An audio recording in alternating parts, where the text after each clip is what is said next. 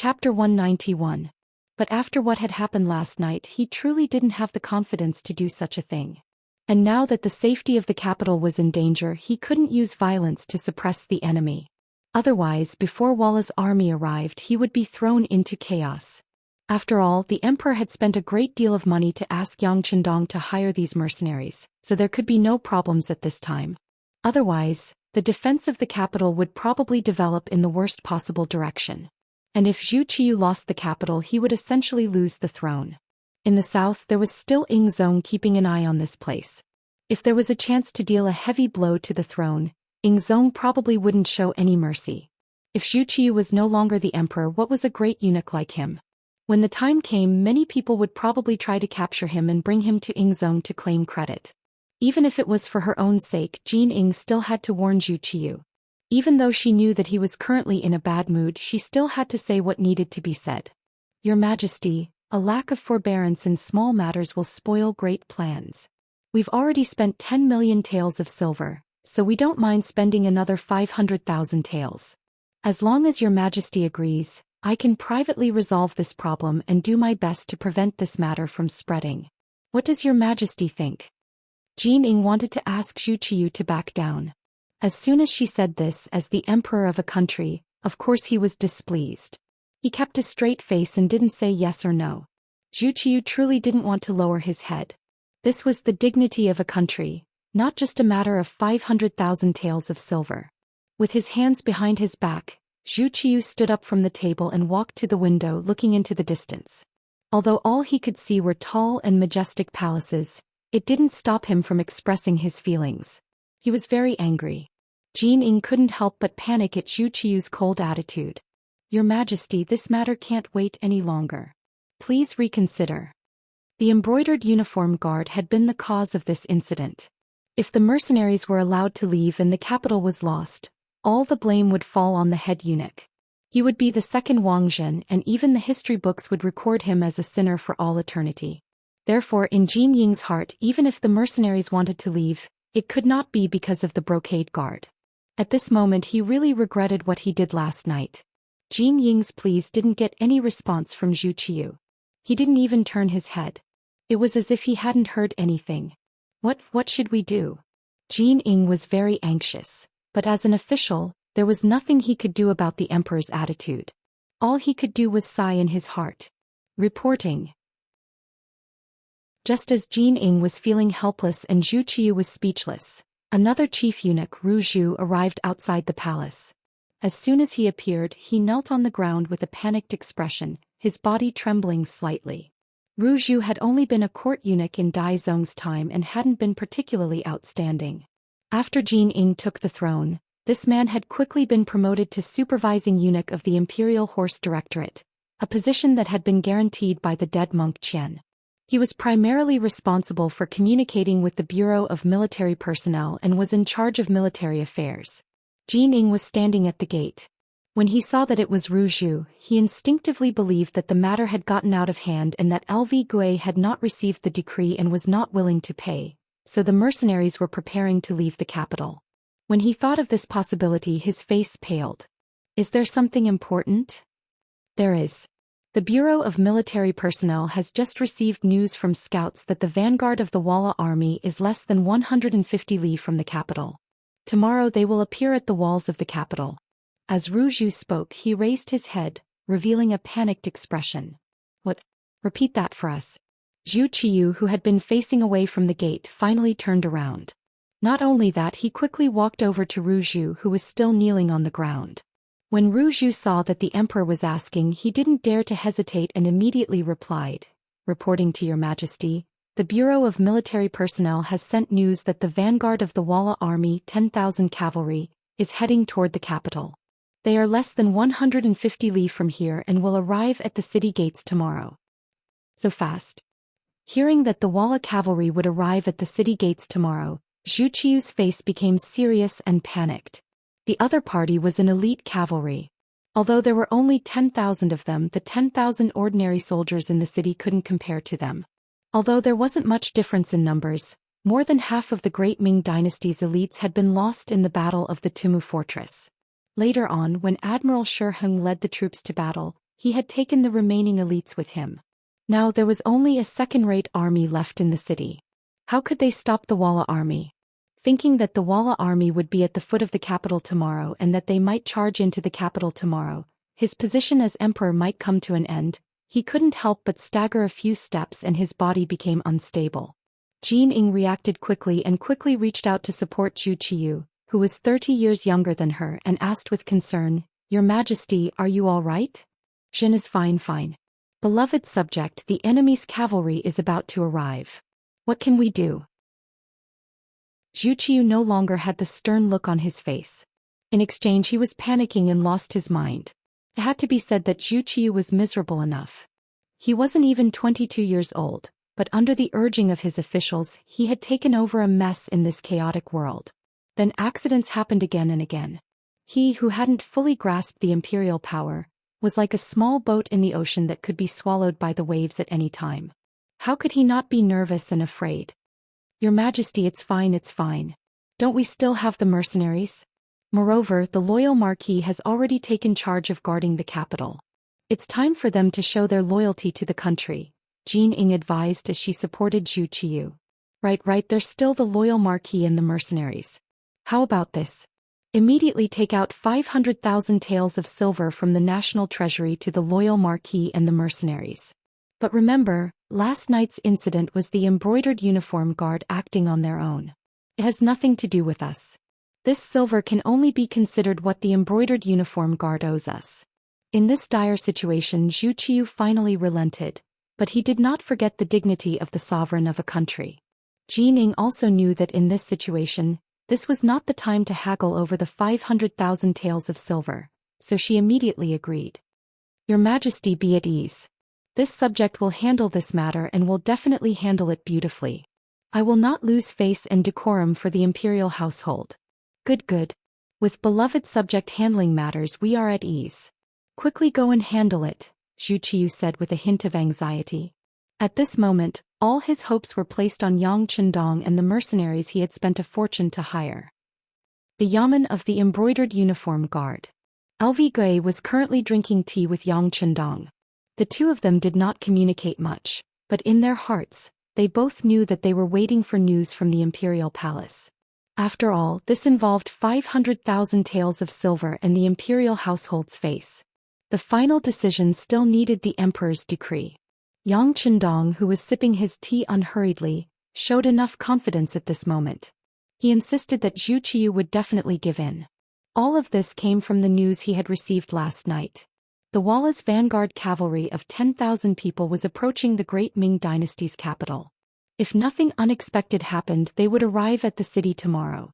The Xianxia Security Bureau was willing to spend a lot of silver and gold. The information they received was even earlier than the Great Ming Dynasty's imperial household. However, this news would probably reach the imperial palace today and reach Zhu Qiu's ears. Then the new emperor would have no choice but to give in. Speaking of which, Yang Chendong did not lack the 500,000 taels of silver. However, he insisted on doing this to warn all parties not to easily inquire about the mercenaries. Otherwise, the consequences would be very serious. Presumably, after what happened this morning, whoever had such an idea would have to think twice before acting. Maintaining the mystery of the mercenaries was also of great significance for future actions. This was also part of the plan to pave the way for some future actions. With such a significance, in order to achieve the goal, what could he do even if he had to confront the genie guards? This was a once-in-a-lifetime opportunity. If he did not do it openly at this time, he was afraid that it would be more troublesome to do it in the future. Yang Chendong's indifference and confidence in LV Gui's eyes made him even more anxious. Unconsciously, there was a difference in the momentum between the two people. Psychologically, Yang Chendong had already won a round. LV Gui even had a thought in his heart that it was better not to provoke this person in the future. Because no matter what, it seemed that he would be the one to suffer in the end. In the past, LV Gui would not have dared to think that someone would dare to cause trouble in the genie guards. It was good enough that he did not bring people to cause trouble. Who would dare to take the initiative to come to the door? But today not only did it happen, but he also had no way to deal with it. This made it difficult for him. In his heart he only wanted the emperor and eunuch Jin to quickly make a decision. He even faintly thought in his heart, wasn't it just 500,000 taels of silver? Just give it to the loyal Marquis. LV Gui's heart had already begun to show weakness. It was at this time that Zhou arrived. At the same time he brought the Emperor's oral decree for the Genie Guard's commander LV Gui.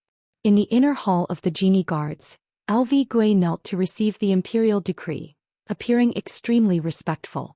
It was worth mentioning that Yang Chendong only stood up from the chair when Zhou was about to deliver the Emperor's decree. He did not have the slightest intention of kneeling on the ground. Just this kind of behavior was a great disrespect.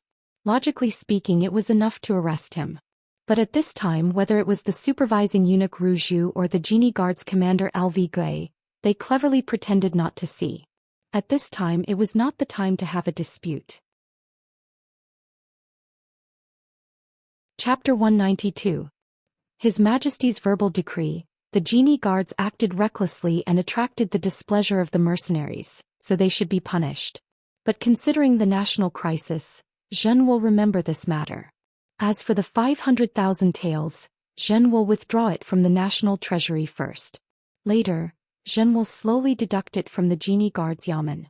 Also, I hope Lu Gui can learn from this lesson and control his subordinates well. Don't do things that are not beneficial to the country. With a serious face and warning tone, Zhou reprimanded Lu Gui on behalf of the emperor. Finally, there was a result, and it was the compensation method he had thought of. LV Gui breathed a sigh of relief in his heart. He was not worried about being reprimanded at all. This matter was originally the emperor's idea. He was just taking the blame on behalf of others. Nothing would happen. This subject receives the decree and thanks His Majesty's grace. Lu Gui knelt on the ground and kowtowed 3 times to show respect to the emperor. After Zhou finished telling Lu Gui about the emperor's instructions, he turned to Yang Chendong and said, "Loyal Marquis, the emperor also has a verbal decree for you. This subject receives the decree." Yang Chendong cupped his fists.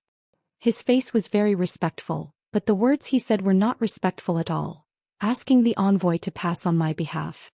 This subject fell off a horse during the Battle of Earth and Wood, which triggered an old injury. Now I can't kneel asking for forgiveness. When Zhu Qiyu of Ying sect was still alive, he let Yang Chendong organize 3rd Princess Changda's birthday banquet. To put it bluntly, he was just looking for trouble out of jealousy. At that time, after Yang Chendong organized the birthday banquet, in order to not give others an excuse to deal with him, he lied that he fell off a horse and injured his body.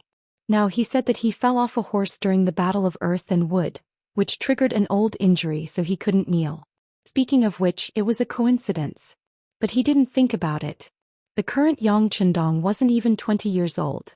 Even if he really suffered an injury at this age, he should have recovered. However, he still used this as an excuse. It was clear that he did not respect the imperial power. When Zhou heard this, he was dissatisfied.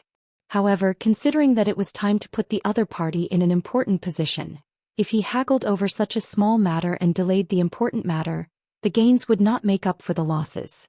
Thus he could only close one eye and say, "It's fine." The emperor's verbal order is only for the Marquis of Zhongdan and this eunuch to discuss how to retreat from the enemy. Right, Walla's vanguard cavalry will arrive at the capital tomorrow, but how will the loyal Marquis deal with them? As the supervising eunuch of the Imperial Horse Directorate, Zhou had the authority to give orders on military matters. At this moment he was asking about how to deal with the enemy. Naturally, it was within the scope of his authority, so it was reasonable. Of course, Yang Chendong knew who Zhou was. He also knew that Zhou was here on behalf of the imperial power. To put it bluntly, Zhou was here to supervise the army and monitor his every move. This was also one of the characteristics of the Great Ming Dynasty. No matter where the war occurred, no matter how large the scale of the war, there would always be eunuchs participating in supervising the army. This was also a sign that the emperor wanted to control everything in his hands. However, he did not know that it was a great taboo for someone who did not know how to fight to lead an army. Just like in Tumu Castle, Guijing, as the supervising eunuch, played a role in restricting the Great Ming Dynasty's elite army, causing them to lose the best opportunity to fight due to internal friction and suffer a crushing defeat. With the previous example, how could Yang Chendong allow eunuchs to participate in military matters? Immediately, he replied with a serious expression, Eunuch Ru, as for how to deal with the enemy, I still need to discuss with the mercenaries. Of course, with the 500,000 taels of silver, we can show our sincerity. As for how to fight the war, I'm afraid that right now, it's not up to you or me to decide. So it's like this. However, I don't know if this eunuch can go with the loyal marquis to take a look at the mercenaries' barracks? Ru Zhu said with a modest expression. This was also Zhu Qiu's intention. Although it was true that the mercenaries were invited by Yang Chendong, they were using his money. He couldn't monopolize them, could he? If possible, he would have his own people contact the mercenaries. If he could use them, wouldn't it be better? He wouldn't have to trouble the loyal marquis with everything. To put it bluntly, he was burning the bridge after crossing the river. Zhu Qiu wanted to get rid of Yang Chendong, the middleman.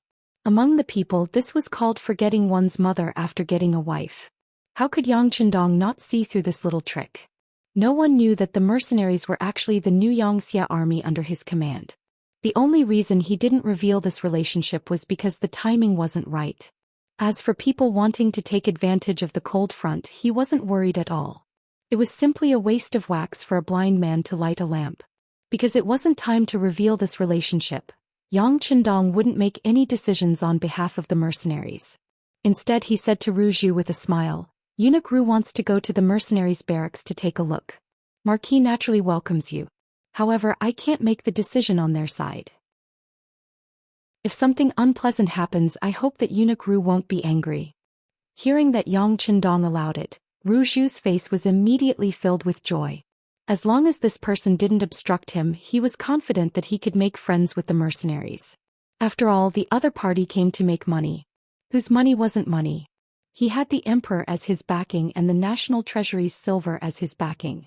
As long as he was willing to spend money, he wasn't afraid that he wouldn't be able to convince the mercenaries. As if afraid that Yang Chendong would go back on his word, Ru Zhu hurriedly said, No problem, no problem. When the time comes, just introduce me to them. As for the other matters, I'll take care of them. Good, then prepare the silver and set out. Yang Chendong's face was full of smiles. Good. Ru Zhu hurriedly agreed. Then he turned to Lu Gui and said, Commander, I'll have to trouble you to send some people to escort 500,000 taels of silver from the national treasury to the mercenaries' compound. Thank you for your trouble. Ru Zhu and Lu Gui were both eunuch Jin's trusted aides. Their positions were also very close, so it was natural for them to be polite. To this, Lu Gui also politely replied, It's my duty, it's my duty. I'll arrange for people to do it right away. The morning's questioning finally had a result. In the end, it ended with the imperial power backing down. Of course, to the outside world, this was the embroidered uniform guards backing down, not the emperor backing down. The 100 embroidered uniform guards pushed out 10 large carriages. In each carriage there were 10 large chests. A total of 500,000 taels of silver headed straight for the mercenaries' barracks. As if afraid that Yang Chendong would do something bad, when Lu Gui went to arrange for people to go to the national treasury to get the silver, Ru Zhu accompanied him the entire time. He really didn't leave his side and didn't give him any space or time to spread the news. However, what Ru Zhu didn't know was that when Yang Chendong faced him, he stood with his hands behind his back. The hands behind his back were constantly making gestures to convey what he wanted to say. All of this was clearly seen by Tiger's Mane, who was standing behind him as a servant. After understanding what the young master wanted to say, he quietly left. Ru Zhu didn't care about this at all. He only wanted to keep an eye on Yang Chendong so that he didn't spread the news, especially not to the mercenaries. Other people and matters were not within his scope of concern. Just like this, Ru Zhu accompanied Yang Chendong until the silver was prepared. Only then did Ru Zhu happily ask the loyal marquis to accompany him to the mercenaries' courtyard. Yang Chendong gladly agreed, and the group left the embroidered uniform guards' yamen in a grandiose manner. Along the way, this group quickly attracted the attention of the common people they encountered. Spies from the Bureau of Security had already been planted in the crowd. With their intentional spread, the news that the embroidered uniform guard was looking for trouble with the mercenaries protecting the capital quickly spread. Many common people began to reprimand the embroidered uniform guard, and the balance of public opinion began to tilt in favor of the mercenaries. Leading public opinion for one's own use had not been noticed at the time, but Yang Chendong knew that in many cases, obtaining the support of the common people was already half the battle. Of course, There was no need for him to explain these things that would later be regarded as the truth to others. There was a wide road in front of the mercenaries' courtyard. He had only chosen this place because he had considered the problem of gathering an army. When Yang Qindong and Ru Zhu arrived, it naturally didn't feel crowded at all. This place is not bad. Loyal Marquis is quite considerate. Ru Zhu seemed intent on getting close to Yang Qindong, and he would only be satisfied with a few words of praise for this courtyard. Regarding this, Yang Qindong only smiled without saying anything. He naturally knew what the other party was thinking. If it weren't for the fact that he was still useful, the other party would have already coldly glared at him and even tried to make trouble for him. For this eunuch who had no emotions and only cared about profit and power, Yang Qindong was already giving him a lot of face by showing him some courtesy. As for any words of thanks or praise, that was simply out of the question. Since the cold vanguard had already entered the capital, no one would be able to make things difficult for him in the future. This was a display of his confidence. Yang Qindong's nonchalant attitude and silent smile along the way was seen by Ru Zhu, and in exchange he sneered coldly in his heart. He had already decided that once he got involved with the mercenaries, the loyal Marquis would just go wherever he wanted to go. Even eunuchs would look down on nobles who relied on the power of others. At the entrance of the courtyard, 4 cold vanguard soldiers stood at attention. They held a black and cold 95 style in their hands, and the gleaming bayonets on the body of the spear gave off an intimidating aura. How mighty! Ru Zhu praised sincerely after seeing the might of the 4 mercenaries from afar. As they spoke, the group arrived at the entrance of the courtyard. 4 gleaming bayonets were placed horizontally in front of everyone. This is an important military area. Unrelated people are not allowed to disturb us. Please leave quickly or else bear the consequences. The 4 cold vanguard soldiers didn't show the slightest hint of fear despite the size of the group. On the contrary, they even took the initiative to speak. Chapter 193. Yang Qindong stood in the middle of the crowd and watched all of this with an indifferent expression. He had no intention of walking out. He had not come into contact with the cold front for a long time. He also wanted to see the mental state of this troop from the side. Ru Zhu stood in the front row of the crowd. Especially when he was about to reach the entrance of the courtyard, he intentionally quickened his pace. His intention to seize the opportunity was very obvious. Yang Qindong was happy to see this happen. That was because he knew that the cold front would not treat Ru Zhu well just because of some silver. If they really did that, it would be equivalent to being expelled from the cold front. Only with iron discipline would an iron army appear. Yang Qindong was very confident in this point. However, some people did not know about this. After seeing that the front was blocked, Ru Zhu took the initiative to walk out. He then put on a smile on his face and bowed respectfully as he said, "Brothers, please allow me to report. I am a supervising eunuch of the Great Ming's Imperial Horse Directorate. This time I am here to deliver the silver. Do you think you can let us pass? Step back. If you take half a step forward, you will be killed without mercy." In response to Ru Zhu's attempt to curry favor with him, the platoon leader of the cold front, who was standing guard at the entrance, had a serious expression on his face. At the same time, he pulled the bolt of the 95 style gun in his hand and a murderous aura spread out in all directions. In the past, Ru Zhu was only an internal envoy. When had he ever seen such a scene? He was immediately frightened and involuntarily stepped back. His mouth trembled as he said, "This eunuch is really here to deliver the silver. If you don't believe me, you can call your general out to verify my authenticity. Who is making a racket outside the courtyard? Do you know that this is a military area? Unrelated people are not allowed to come near." A shout came from inside the gate. Then the sound of orderly footsteps could be heard. Soon after, a dozen or so cold front soldiers led by Ting Shan walked out of the courtyard. As soon as these people appeared, they raised the 95 style and held it in their hands. Then they coldly stared at the Great Ming Empire's embroidered uniform guards outside the door with hawk-like eyes. It was as if they were ready to fight if they didn't get along. The embroidered uniform guards were considered ferocious. Who knew how many people were bullied by them? From commoners to merchants to officials and nobles, who wouldn't tremble when they saw them, afraid that they would be remembered? This also made them feel superior to others. But for some reason, the moment he saw Lung Feng, a chill rushed out from the soles of his feet. It felt as if he was being targeted by a ferocious tiger and could become a piece of meat in its stomach at any moment. Some of the more timid embroidered uniform guards didn't even know where to put their hands and feet. They just lowered their heads and didn't say a word. Zhou also felt a chill spreading from his head to his feet. He did not know that this was because Xian and the others had killed too many people on Little Ryukyu Island. However, no matter how scared he was, since he received the imperial order, he always wanted to complete the mission. After he raised his head and saw Xian's murderous aura, he immediately lowered his head. Then he tried to use a negotiating tone and said, "General, I am a supervising eunuch of the Great Ming's Imperial Horse Directorate. This time I am here on the orders of our emperor to deliver silver to you." Deliver silver? Hearing Zhu's words, Xian's murderous aura seemed to have cooled down a lot. Sensing that the other party's tone seemed to have loosened, Zhu thought to himself that silver was indeed the most useful thing. He immediately said, Yes, we are here to deliver silver to you. However, how should I address you, General? Are you the highest-ranking leader here?" "This battalion commander isn't the highest-ranking leader? What? Are you looking down on this battalion commander's low position?" Xian looked at Zhu with an ice-cold gaze. His murderous aura reappeared.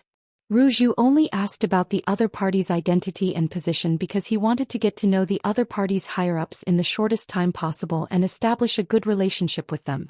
He really didn't have any other intentions.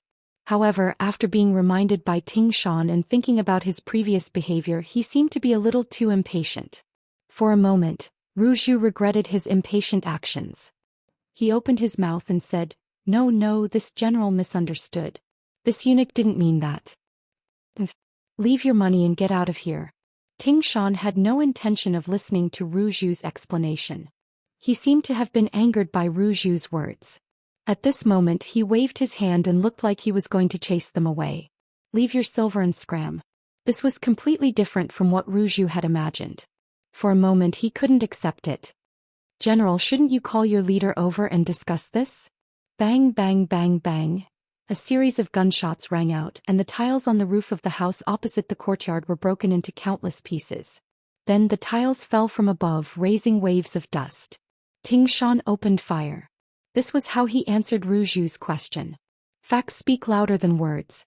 After a series of gunshots, all the brocade-gowned guards present were stunned on the spot. Then someone shouted, "Oh my God!" Next, the brocade-gowned guards gave up on their carriages and retreated in large strides. Zhu was also in the crowd. In fact, his speed of retreat was not slower than anyone else. It had to be said that in the face of life-threatening danger, even a eunuch's reaction could be surprisingly fast. Everyone was retreating. Soon Yang Chendong, Tiger's Mane, Beta Persei, and Qiu Vi of the first guard who had been standing in the crowd appeared. Initially, when Xian saw that some people did not retreat, he revealed a trace of anger. He wanted to teach them a lesson for ignoring his cold front. However, when the crowd retreated and Yang Chendong stood at the very front, Xian, who originally had a ferocious look on his face and looked like he would attack at any moment, immediately turned into astonishment, followed by excitement and agitation. His originally straight and strong legs now looked like they were about to bend and kneel on the ground. The earliest cold front was personally trained by Yang Chendong. Even Leng Feng, who was in his later years, had only heard legends about the sixth young master. It could be said that in the most elite of the cold front, if there was only one person who could not be disrespected, and who everyone respected and had to give a thumbs up to, it would be Yang Chendong. Even Commander Leng Song of the army, although he also had the word Leng in his name, he only wore the army's Leng Feng uniform. It was more like in the Navy, Commander Gao Xiong's uniform. However, with only Yang Chendong, no matter if it was the Army, the Navy, or even the Air Force who were practicing hot air balloons, they all respected him. He had a godlike reputation. When Xian saw him, how could he not want to kneel on the ground? Cough. With a soft cough, Yang Chendong could tell what Xian was going to do and what kind of performance he was going to show. He immediately reminded him. Although the cough was not loud, it shocked Xian like a sudden clap of thunder. When he saw Commander Ru and a group of Imperial guards looking at him from the corner of his eyes, he finally remembered where he was and what kind of situation he was in.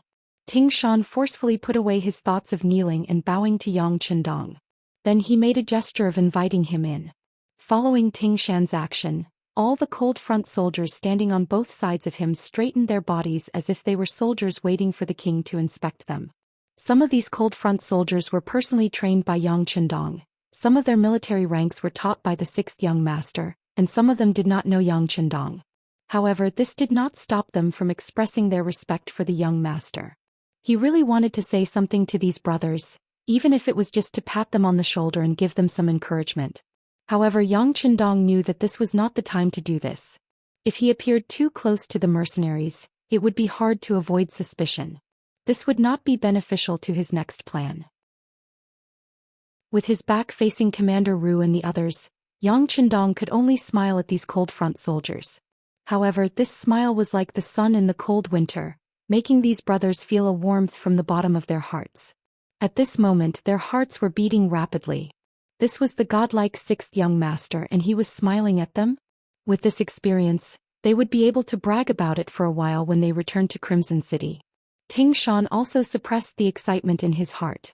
After Yang Chendong stepped into the courtyard, he quickly followed him. At this moment, a large group of people had already knelt down in the courtyard. The leaders were Commander Leng Song and Battalion Commander Wu Sheng. "Welcome, sixth young master." The voice was low, but it was more like the ray of sunlight before dawn, ready to explode with powerful energy at any time. "Brothers, thank you for your hard work." Facing close to 300 cold front soldiers, Yang Chendong was also very excited. In his eyes, these were his children. They were created by him and they were also his pride. The words "thank you for your hard work" caused many cold front soldiers who would not even blink in the face of death to cry. Perhaps to them, these were the words they had been waiting for. Yang Chendong was also very excited in his heart. At this time he felt as if he had returned to the barracks of his previous life, and saw those outstanding soldiers he had brought with him. This made him unable to calm down. However, Yang Chendong, who had lived 2 lives, knew what he wanted to protect, what he pursued, and what his dreams were. In order to achieve this final goal, he could not do whatever he wanted at this moment. Hence, he suppressed the excitement in his heart and walked in front of Leng Song. He patted his shoulder and said, "Not bad, you're more sturdy than before." "Thank you, sixth young master, for your praise." Leng Song, who did not like to smile and always had a stern face in the eyes of the soldiers, actually smiled at this moment. His smile was so carefree, so natural, and so sincere. Chapter 194. He walked up to Ting Shan, who had just returned to his unit, and lightly nodded. Extending a hand, he smoothed out Ting Shan's uniform. "Very good. You're much more spirited than before." "Thank you, sixth young master, for your praise," Ting Shan replied in a low voice, suppressing his excitement. Taking another step forward, Yang Chendong arrived in front of Wu Sheng. Extending his right hand, he formed a fist and punched Wu Sheng's chest. "Very good. I heard that you've worked very hard. Now that you're a battalion commander, keep it up." Wu Sheng did not complain after being punched. On the contrary, he excitedly called out, "Sixth young master, please be at ease. Wu Sheng will definitely perform even better and strive to become regimental commander as soon as possible, surpassing regiment commander Leng Song and becoming his commanding officer." This cry immediately drew laughter from the other members of the Cold Front. One by one, it took him a full hour to greet each of his brothers. He could still call out the names of some of them, but he didn't recognize some of them. However, this didn't stop them from quickly becoming friends and brothers. Leng Song, Ting Shan, and Wu Sheng followed at Yang Chendong's side, introducing each of their unfamiliar brothers to him, recounting the contributions they had made, the areas in which they had excelled, and their individual characteristics. In this hour, Yang Chendong had gained a deeper understanding of the 300 Cold Front members. At this moment, the 500,000 taels of silver had been carried into the courtyard. Even the Cold Front members who had been guarding the gate had entered the courtyard to greet the sixth young master. "Very good. Your performance has greatly pleased this young master. You truly live up to the name of the Cold Front." Once everyone stood in line in front of Yang Chendong, the founder of the Cold Front began to speak. "The Cold Front is like the cold edge of a weapon. But it has a purpose, and it is unyielding, unstoppable, and invincible. Today you were able to stand out from the rest of the Cold Front and come to the capital, come to this young master's side. This is even more proof of your excellence, that you are outstanding members of the Cold Front. For this reason, this young master is proud of you." After a round of encouragement, Yang Qindong sensed that the morale of the Cold Front soldiers had risen to an unprecedented level. Yang Qindong's face, which was originally full of smiles, suddenly changed and became much more serious. "I don't care what kind of glorious past you have and what kind of outstanding performance you have. But now, this young master hopes that you can forget everything about the past and face the reality before you again. That is, you will be fighting against 10, 100 or even 1,000 people by yourself. I wonder if you can do it?" "Yes." With a low growl, the veins on the necks of the Cold Front members tightened, as if they would burst at any moment. This was their way of expressing their desire for victory and their confidence in themselves. "Very good. Now I give the order for those who should rest to rest. The 3 battalion commanders, come with me."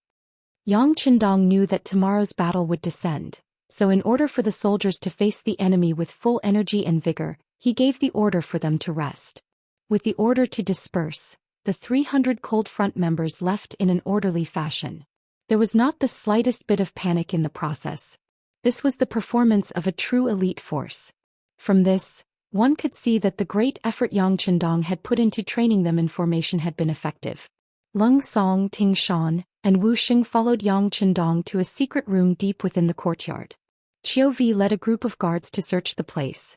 After confirming that there was nothing suspicious or dangerous, Tiger's Mane and Beta Persei flanked Yang Qindong on either side. It wasn't that Yang Qindong didn't trust Leng Feng's team, but as a leader he should have such an imposing manner. It was said that sometimes distance makes the heart grow fonder. Between a superior and a subordinate there should be enough distance. Otherwise, if the relationship was too close, there would be a lack of mystery. Naturally, when he wanted to lead them, the words he said would be somewhat discounted. Tiger's Mane and the others' actions were seen by Leng Song and the other 2. If it were anyone else who dared to treat them like this, they would have been furious and would have even taken out their weapons to fight. However, this was allowed by the 6th young master, so they did not dare to show the slightest displeasure or displeasure. Speaking of which, all of this was thanks to Luan Shaochen, Mo Qingyu and the other political instructors. It was because of the existence of these political instructors that they constantly told the Cold Front members about the brilliance and greatness of the 6th young master. Gradually, everyone began to view Yang Qindong as a god. Because of this, who would dare to disobey his orders? Not to mention disobeying anything. If anyone dared to say anything bad about the 6th young master, who knew how many people would put that person to death in an instant? At this point, even Leng Song, the only regiment commander in the army, did not dare to have any other thoughts or actions. Perhaps a regiment commander's position was already very high, and could be said to be the true commander of the army. But if he dared to say that Yang Qindong was not good, he was afraid that even the brothers who had the best relationship with him would turn against him because of this. This was the power of political instructors. They were able to eliminate the possibility of betrayal from the Cold Front members. Yang Qindong sat at the head of the table. Tiger's Mane then spread out a map that he had already drawn on the table. Yang Qindong pointed at it and said, "Come and see." Outside the courtyard, looking at the closed door, Ruju was not willing to leave like this. As he did not leave. Instead he stood on the street and waited. However, this wait lasted for more than 2 hours. Fortunately, there was an accompanying eunuch who got a wooden stool for him to sit on. Otherwise he would not have been able to hold on. Why hasn't the loyal Marquis come out yet? Could it be that something has happened? One of the accompanying embroidered uniform guard Baihu saw that so much time had passed, but there was still no movement from the small courtyard. He could not help but ask suspiciously. "Don't speak nonsense." Ruju's face stiffened as if he was reprimanding him. However, in his heart he was thinking that it would be best if something happened to Yang Qindong. If that was the case, the matter of communicating with the mercenaries would fall to him. At that time he would be able to reap a lot of benefits. The greater the hope, the greater the disappointment. Just as Ruju was thinking about this, the door suddenly opened. Yang Qindong, dressed in green, walked out in large strides. As soon as Yang Qindong appeared, Ruju's eyes were fixed on him. He wanted to see if there would be any important figures from the mercenaries coming out to see him off. If that was the case, he could take the opportunity to say a few words and get familiar with them first. Unfortunately, only Yang Qindong and his servants came out. Not a single mercenary came out to see them off. This caused Ruju's face to be filled with disappointment. However, what he did not know was that the disappointment was yet to come. After Yang Chendong walked out of the courtyard, he directly came to Ruju and said with a serious expression, "Eunuch Ru, I have already tried my best to communicate with the mercenary generals. However, they did not agree to a eunuch being in charge of the army. They also said that since they have received the money, they naturally would not let the Walla army take the capital." After saying this, Yang Chendong shrugged his shoulders, looking as if he was powerless. Ruju felt as if he had been struck by lightning. He was frozen in place for who knew how long before he came back to his senses. At this time, Yang Chendong had already walked past him, heading in the direction of the Immortal abode with his servants. "Wait a moment, Marquis Yang. What is going on here? The imperial supervisor has always been in the Great Ming dynasty. Why are they making an exception now?" "I don't think this will work," Ruju said with a face full of unwillingness. He had already patted his chest in front of the emperor and Jining, saying that he would use the war as an opportunity to establish a good relationship with the mercenaries. He would also do his best to obtain a few new firearms, providing the best specimens for the Great Ming dynasty's development. But now, even his authority to supervise the army had been taken away. Didn't that mean that this wish could no longer be fulfilled? Yang Chendong stopped in his tracks when Ruju called out to him. He suddenly turned around and said, "Eunuch Ru, you said that this is the law of the Great Ming dynasty, but these people do not belong to the Great Ming, so they do not need to follow it. Of course, if Eunuch Ru is not satisfied, you can ask them yourself. However, if you provoke their displeasure, then you will have to take responsibility for the consequences. Right, I must remind you that the vanguard cavalry of the Walla will arrive tomorrow. It would be best if nothing unexpected were to happen." As if it was a kind reminder, Yang Chendong turned around and left with a hearty laugh, leaving behind a stunned Ru Xing. He was filled with unwillingness and resentment. Of course, he wanted to do as Yang Chendong said and ask the mercenaries about the Great Ming dynasty's rules.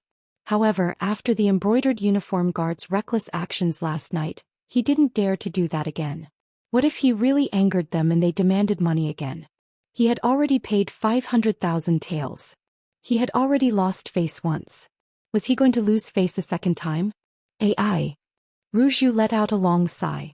He knew that he would not be able to complete the decree this time.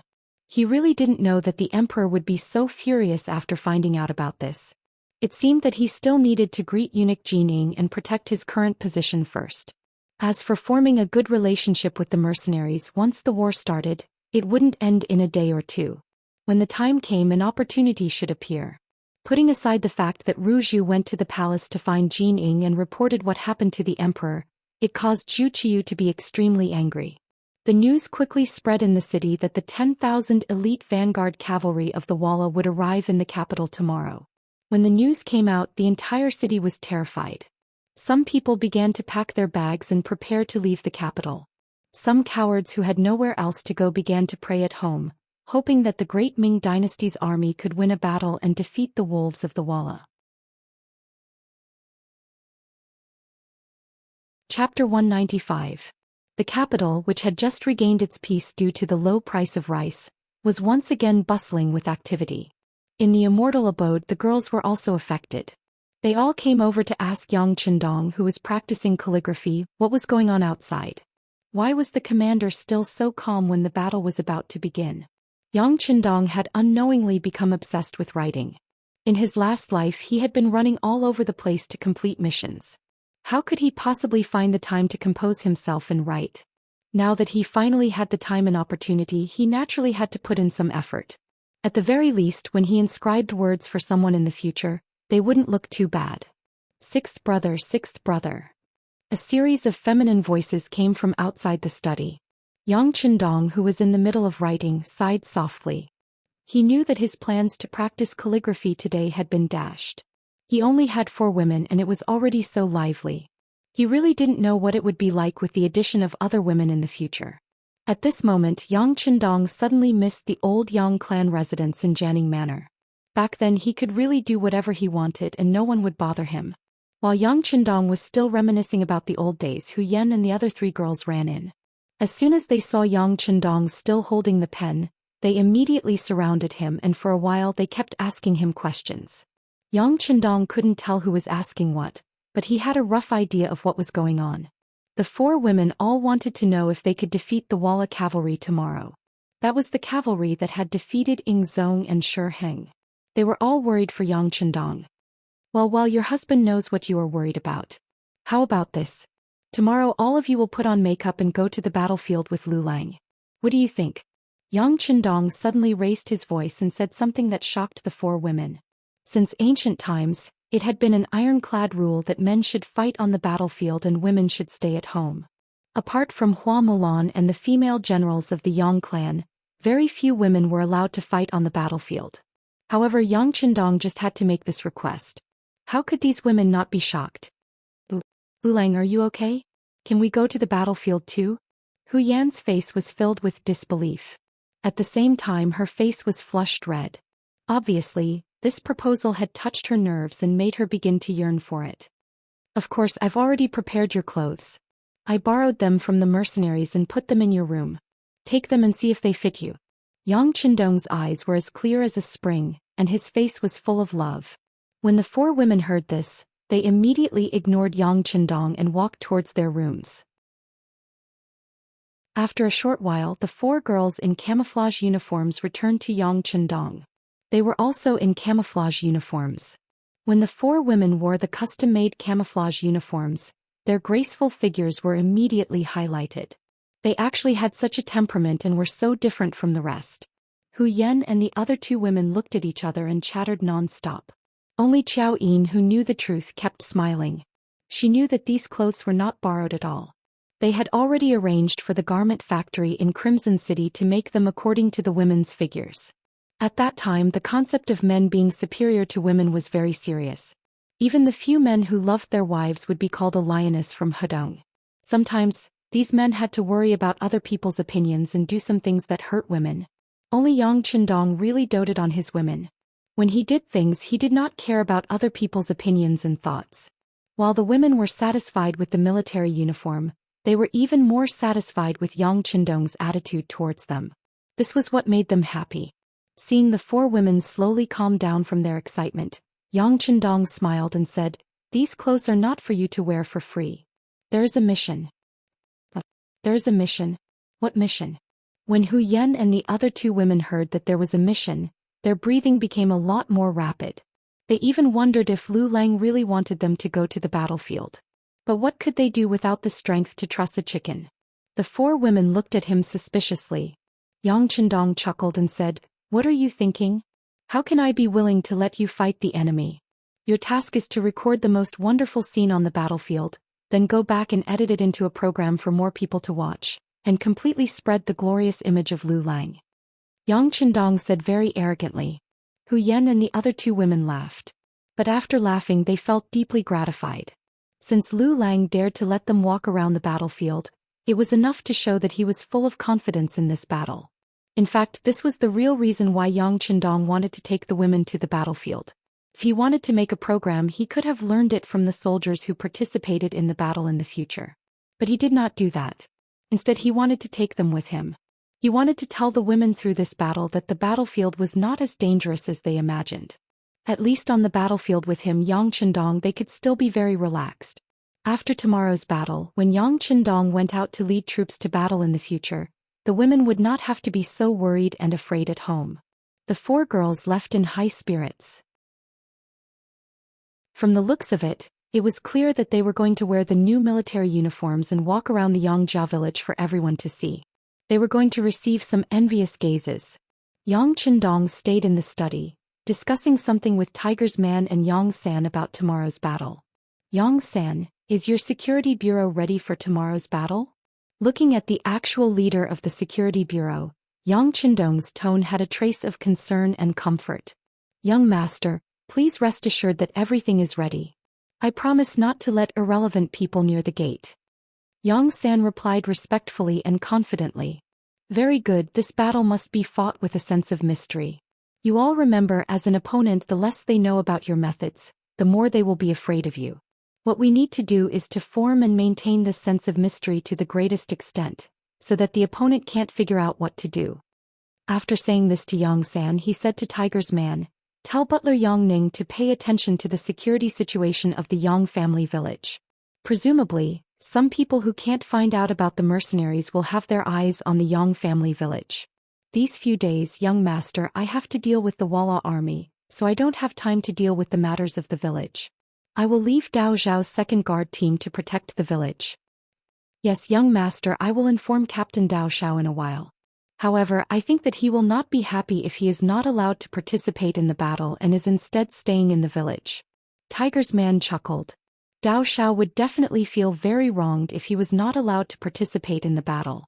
Thinking back to the Battle of the Tumu Castle, they did not go and instead stayed. Now that they were being asked to stay, it would be strange if they were happy. Yang Qindong smiled at this. Tell Dao Xiao that the division of tasks is different, but they are all equally important. Tell him not to be arrogant and impatient. In the future, the young master will have a lot of things to do, so there is no need to worry that they will not have a chance to participate in the battle. Yang Qindong was preparing for tomorrow's battle, and he was full of confidence. This was his first real battle in this world, so of course he had to make an exciting appearance. In comparison, there was another army that was also full of confidence heading towards the capital. They were Walla's 10,000 vanguard cavalry. The Battle of Tumu Fortress was a great victory, and it was unknown how many Ming dynasty officials were killed. If it were not for Yang Qindong's intervention, perhaps even Ming Emperor Zhou Xian would have been killed or captured. This battle also made Walla's appetite grow. Especially after Xi Ning defected to the enemy, she revealed many things about the Ming dynasty, including many secrets of the imperial court and the imperial palace. According to what Xi Ning said, the Ming dynasty's civil and military officials were not on the same side. They were very hostile and would often crush each other. For example, the Battle of the Tumu Castle was a conspiracy by the civil officials against the military officials in order to severely injure them. In this battle, didn't a general like Zhang Fu die on the battlefield? However, in reality, it was true that the civil and military officials were at odds with each other. However, in the Battle of the Tumu Castle, many generals died, so how much better were the civil officials? Again, if not for Yang Qindong's intervention, at least 2 ministers would have died on the battlefield. It didn't seem worth it to use such a heavy capital to design a plan. However, Walla didn't know this. They won the battle and thought that Xi Ning was right. Even when they were fighting against Shi Hing, it was Xi Ning who came up with the idea. First, they pretended to be weak and then baited the enemy step by step. In the end, they defeated the enemy. Because of this, Xi Ning became a good friend of Walla's people. Sai Bian Wang, who was in charge of leading the vanguard, was leading the army to the capital of the great Ming dynasty. At the same time, he was asking Xi Ning if there were any powerful generals in the great Ming dynasty that could fight against him. Xi Ning had thought about this question many times in his mind. He had thought of almost all of the courtiers and confirmed that there were still generals who could lead troops, but he could not think of anyone who could truly command an army. General, in the Battle of the Tumu Castle, the Ming dynasty's military officials were all killed. There is no one left who can fight against our Walla's army. In addition, Yingzong went to Nanjing to rebuild the imperial court. The Ming dynasty, which was divided into 2, has nothing to fear. Haha, doesn't that mean that the Ming dynasty's capital is at our fingertips? The wealth and women there will all belong to our Walla? Xi Ning laughed wildly.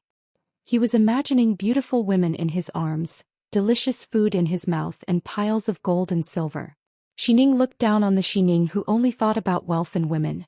A person who was too greedy couldn't achieve anything great. General, now that the Ming dynasty's army is empty and weak, what we should do now is to lead the army into the capital and then go all the way south until we occupy the entire Ming dynasty.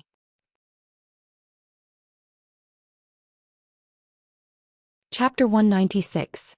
Yes, Brother Xi Ning is right. But this matter still requires Big Brother Yeshen's decision. I think it's better to enter the capital first. The competition king chuckled. On the surface, he seemed to believe Xi Ning's suggestion, but in reality he was short-sighted and had limited knowledge. It would be difficult for him to achieve anything great. Seeing this clearly, Xi Ning simply didn't say anything more. Once the capital was truly conquered, leader Yeshen would probably arrive soon. At that time it wouldn't be too late to make a suggestion. At this time, both Sagan Wang and Xi Ning treated the capital of the great Ming dynasty as their own backyard. In their view, wherever the army arrived, the enemy would definitely surrender. but they did not know that Yang Qindong had been waiting for them for a long time.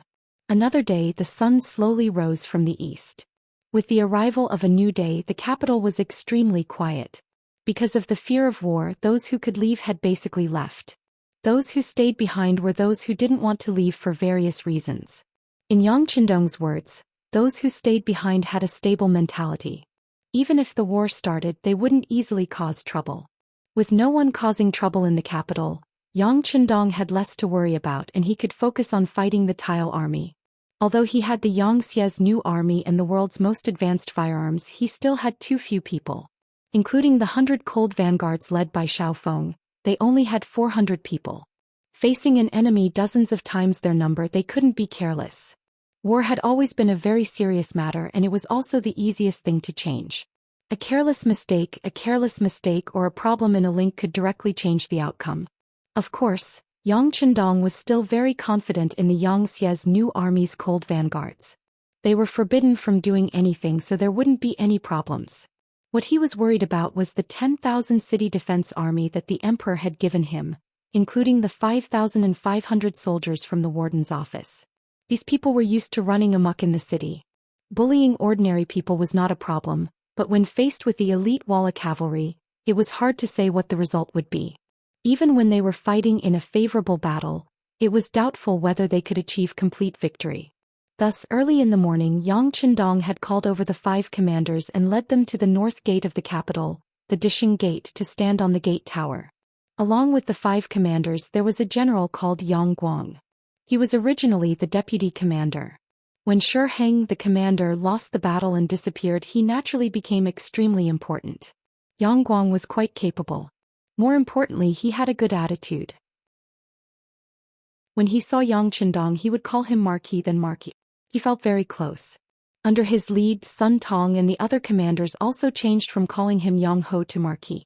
Standing in front of Yang Guang, Sun Tong and the other 5 commanders, Yang Qindong pointed behind him, which was the empty space outside Dishing Gate. Before long, the Walla cavalry will appear here. A big battle is unavoidable. Everyone, are you afraid? Yang Qindong's tone was very calm, even cold. It was as if the appearance of the enemy was like a story, unable to stir up any waves in his heart. In comparison, the 6 commanders' expressions were not as good. Yang Guang and Sun Tong were still in a better state. At least they could still stand up straight. Tao Jin, Yang Jie, Gao Li and Mao Fushou, the 4 commanders' faces were obviously much uglier. If one looked carefully, their legs were trembling. In this month, the morning in the capital was not hot, but it was far from cold. However, the 4 of them were so nervous that they broke out in cold sweat. This was enough to show the fear in their hearts. Forget it, the 4 of you will follow what we said before.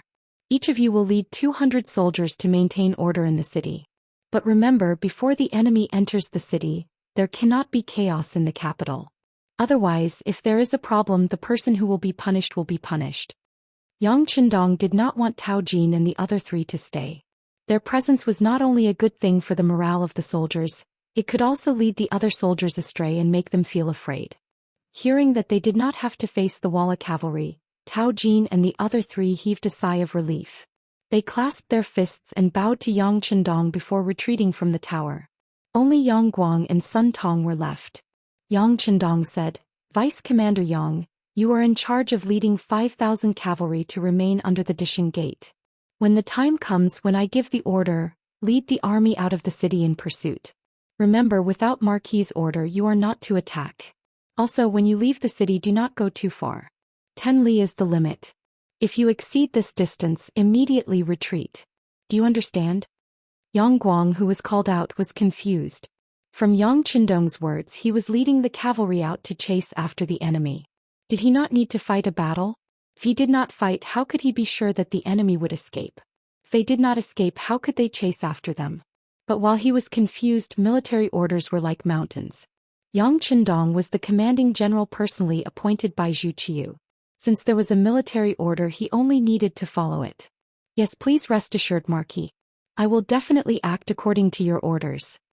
After saying this, Yang Guang clasped his fists and left to make preparations. 5,000 strong horses. This was a number that had been gathered after searching the city for a long time. It was also one of the strongest forces in the capital that everyone could see. Yang Guang also left, leaving behind Sun Tong, the commanding general, standing there with his chest puffed out and his head raised. He also had an imposing aura. In history, Sun Tong had chosen to rely on Jining. He had a glorious time, but in the end his ending was very tragic.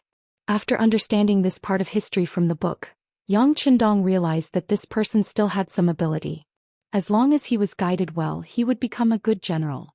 Thus he intended to train him and keep him by his side. Commander Sun, I'll leave the remaining 4,000 people in the warden's office to you. They are all placed above the Dishing Gate. You have to give people the impression that there are soldiers everywhere. Can you do it? Facing Sun Tong, Yang Qindong gave him his task. Please rest assured, Marquis. I will definitely do a good job, Sun Tong replied in a loud voice, but in reality he was already very confused. What did the loyal Marquis mean? Was he only leading soldiers to guard the city gates? Did he not need to send people to meet the enemy outside the city? It seemed that he was going to passively defend the city, but he didn't know if he would be able to do so. Sun Tong went to make arrangements, his mind filled with confusion. Just as he was wondering if he would have to rely on the city gate towers to stop Walla's army, a new order came down that left him completely confused. He didn't understand what Yang Qindong wanted to do. The new mission was to close all the gates of the capital except for the Dishing Gate. The only one that wasn't closed, the Dishing Gate, had to be left wide open so that people could walk straight in. He didn't understand why the gates had to be opened.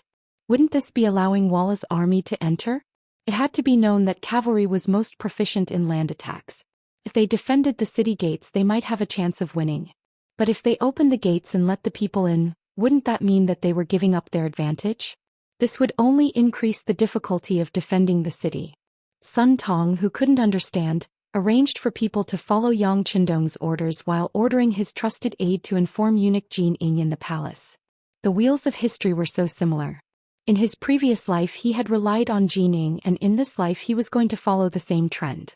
In the palace, all the officials were summoned to the court. Compared to the usual court meetings, all the officials had lost the mood to submit memorials today. Zhu Qiu sat on the dragon throne, but no matter how big the dragon throne was, it didn't seem to be able to calm him down. As if he was on pins and needles, he would move his butt from time to time, vividly displaying his anxiety. In reality, he couldn't help but worry. If the capital fell, it would be the end of his reign as emperor. He would become the second emperor after Zhu Qiu to be defeated by Walla, becoming a disgrace in the history of the great Ming dynasty. Whether he would become a lofty emperor, a prisoner, or even a dead man all depended on how this battle to defend the capital was fought.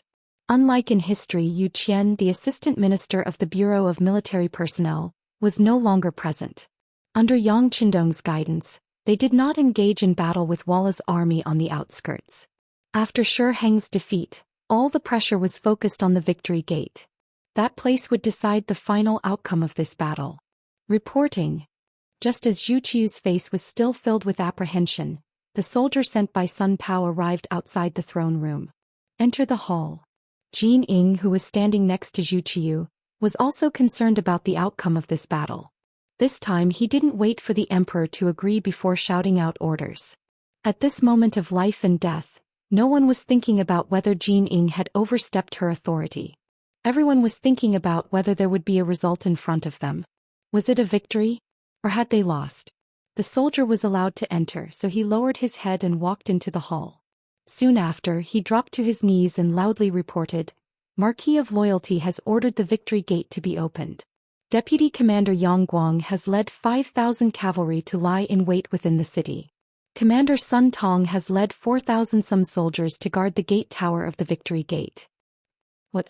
As the soldier finished explaining the situation at the gate, the imperial court instantly grew rowdy.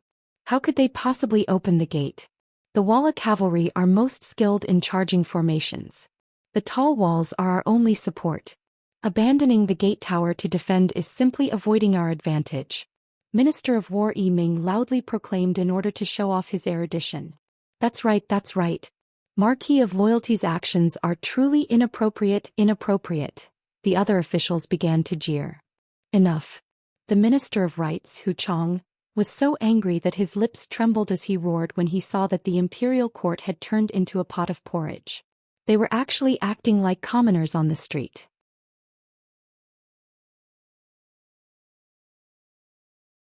Chapter 197.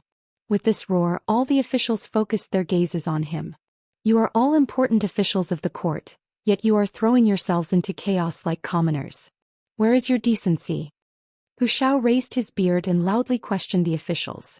In terms of age and experience, Hu Kuang had sufficient qualifications. With this shout, many of the officials lowered their heads, not daring to argue with him.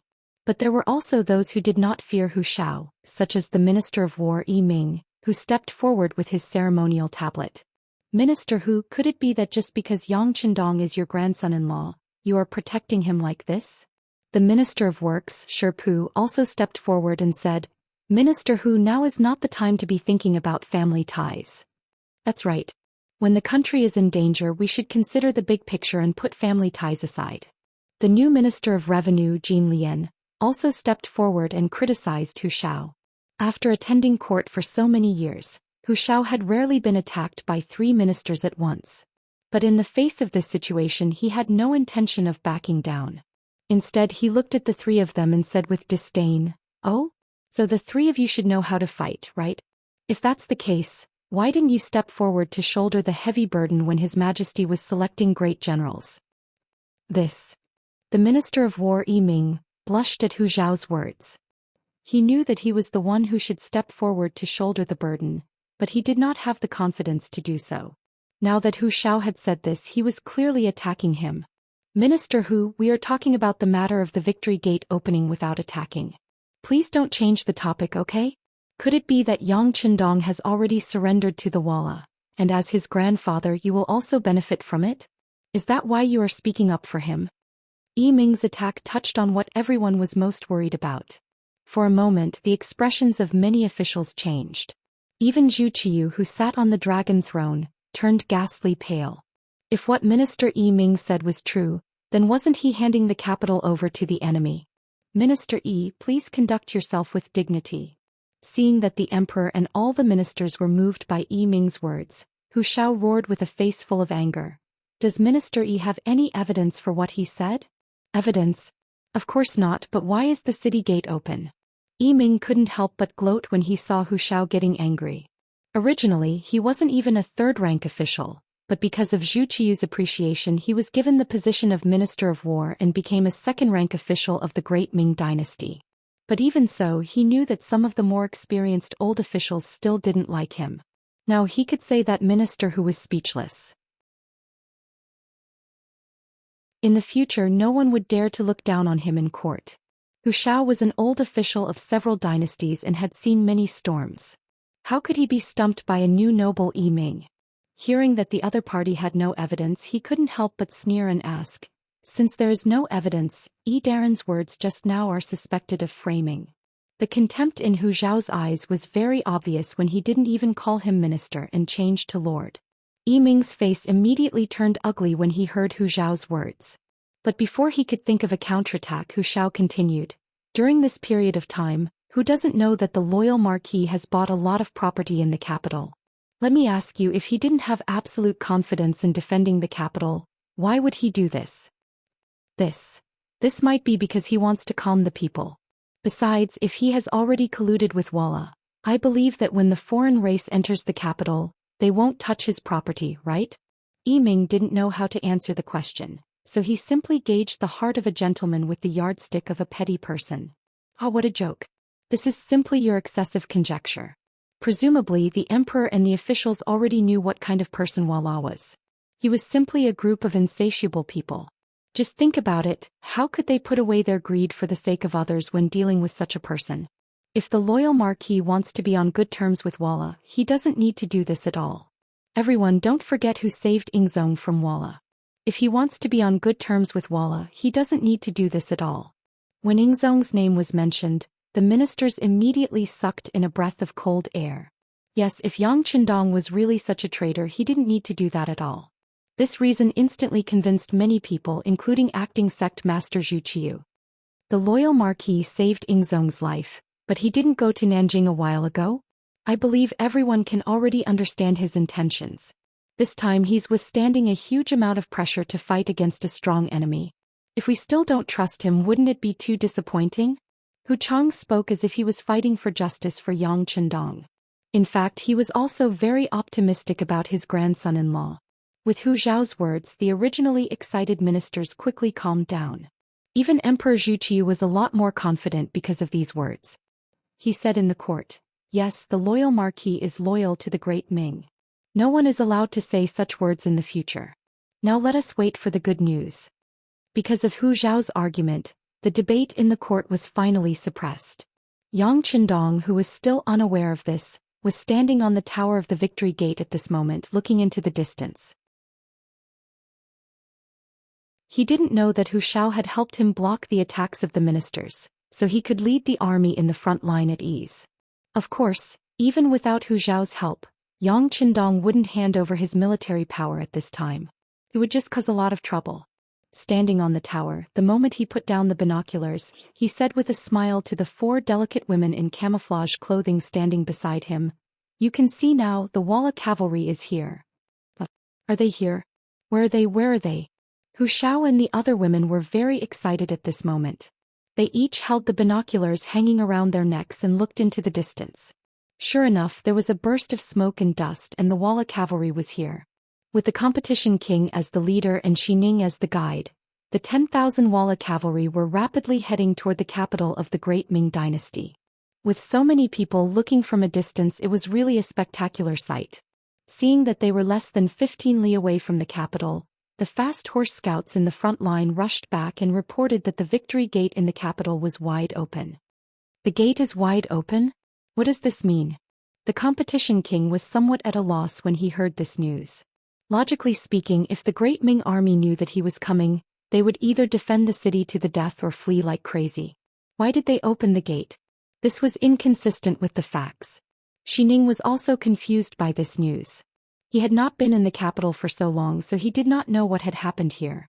All he knew was that the Great Ming Dynasty had a situation where 2 emperors ruled together because of Zhu Qiu's ascension. That was all.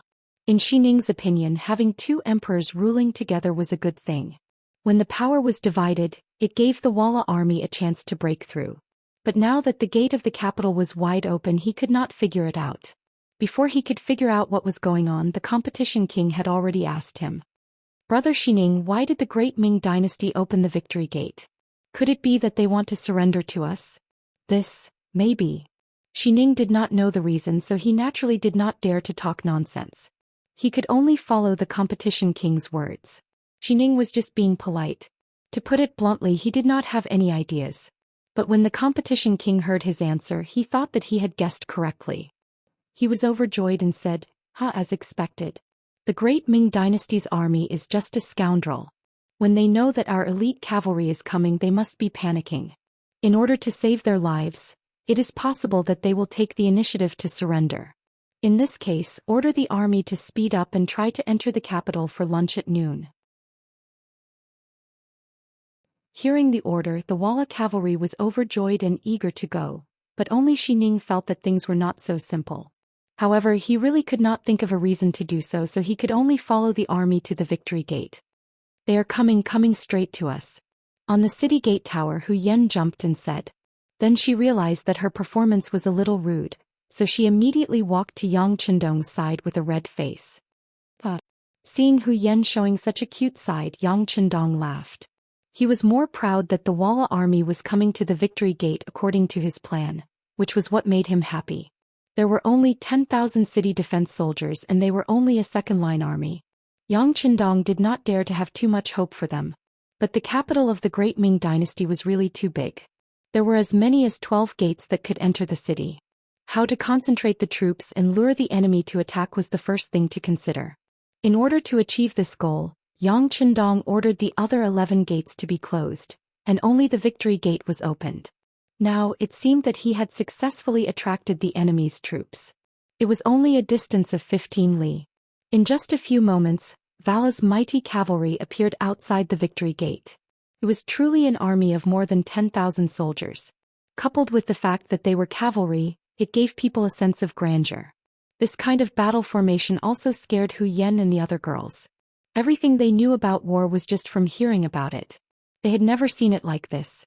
For a moment, their bodies trembled because of nervousness. Yang Qindong had already noticed their changes. He walked forward and gave them a big hug. The warm hug quickly calmed them down. Then the sixth young master Yang strode to the front of the city wall.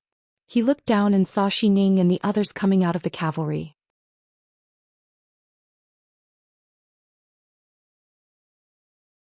Chapter 198.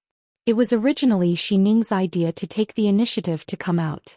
In his eyes, the great Ming dynasty was already finished. They would only have a bright future if they followed Walla.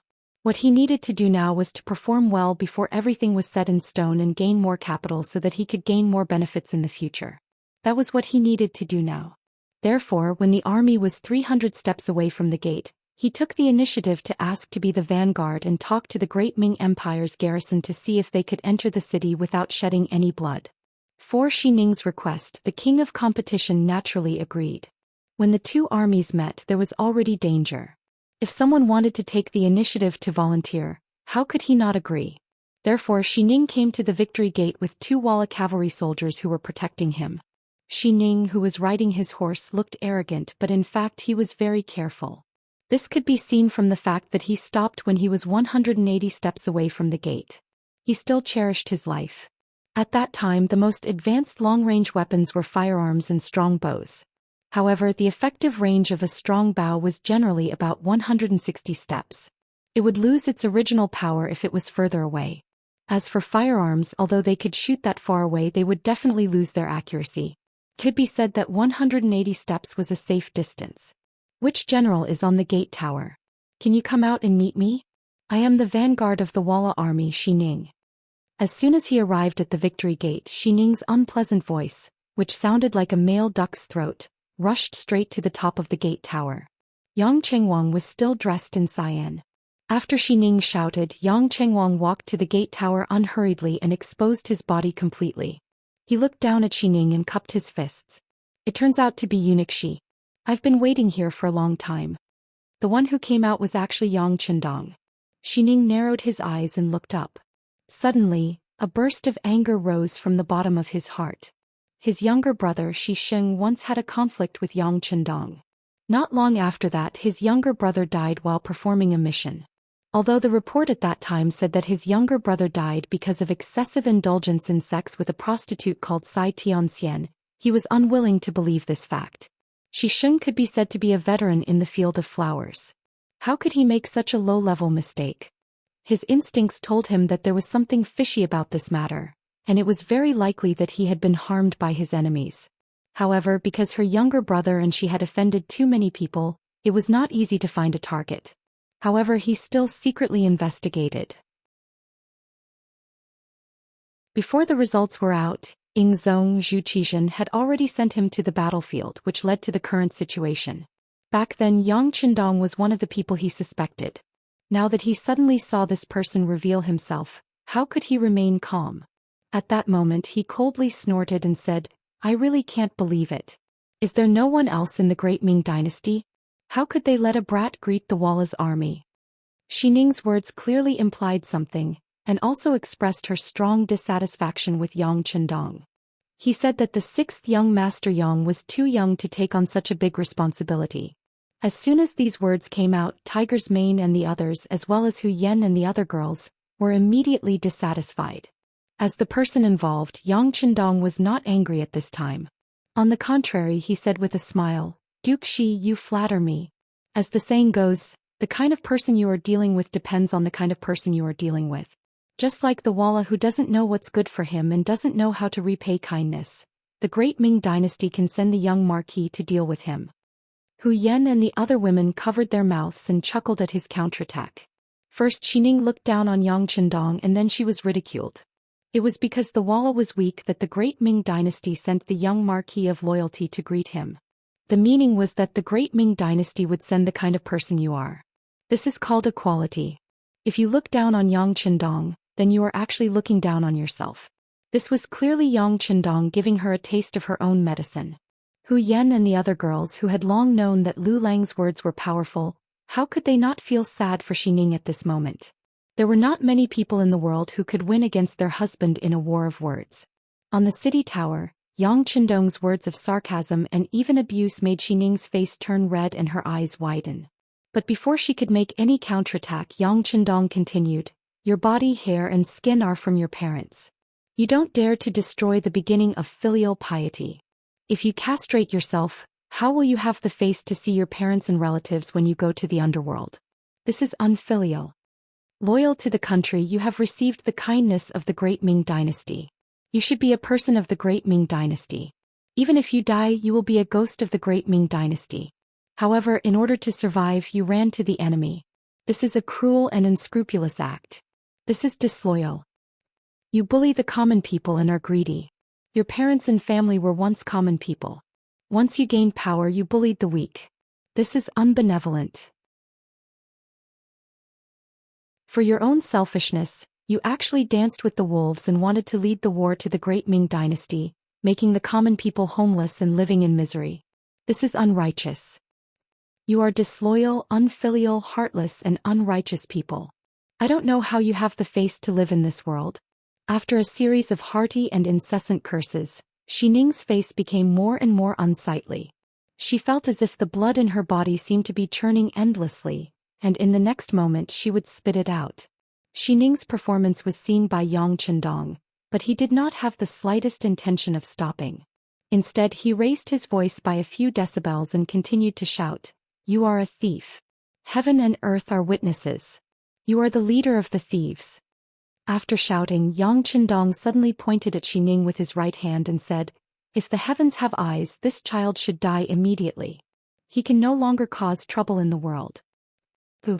A bullet flew out following Yang Qindong's finger and landed right where Xining's heart was.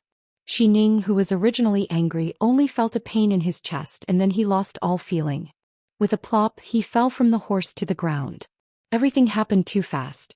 When the sniper rifle with a silencer was fired, coupled with Yang Qindong's shout, it did not attract the slightest bit of attention from others. What everyone saw was the scene of Xining falling from the horse and hitting the ground after Yang Qindong asked the heavens. Xining was dead. His body was lying on the ground. It gave people the feeling that even if he died, he could not wash away the sins he had committed. Therefore he could not face others. Jia. The two Walla cavalry soldiers who were originally standing beside Xining saw that the person they were protecting was actually cursed to death. They were shocked and immediately turned their horses back. "You are aiding the evildoer. How can the heavens forgive you so easily? Let's die together." Seeing that the fat sheep in his hands was about to escape, Yang Qindong's eyes flashed with a sneer. Then he pointed at the two Walla cavalry soldiers who were rushing back. Immediately, the two figures fell from the horse and rolled on the ground twice. After that, there was no sign of life.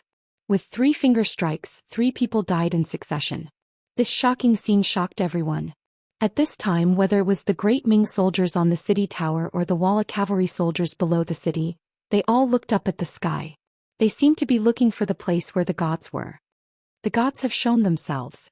After the Walla cavalry 3 steps away from the city wall couldn't find the reason, there was a commotion.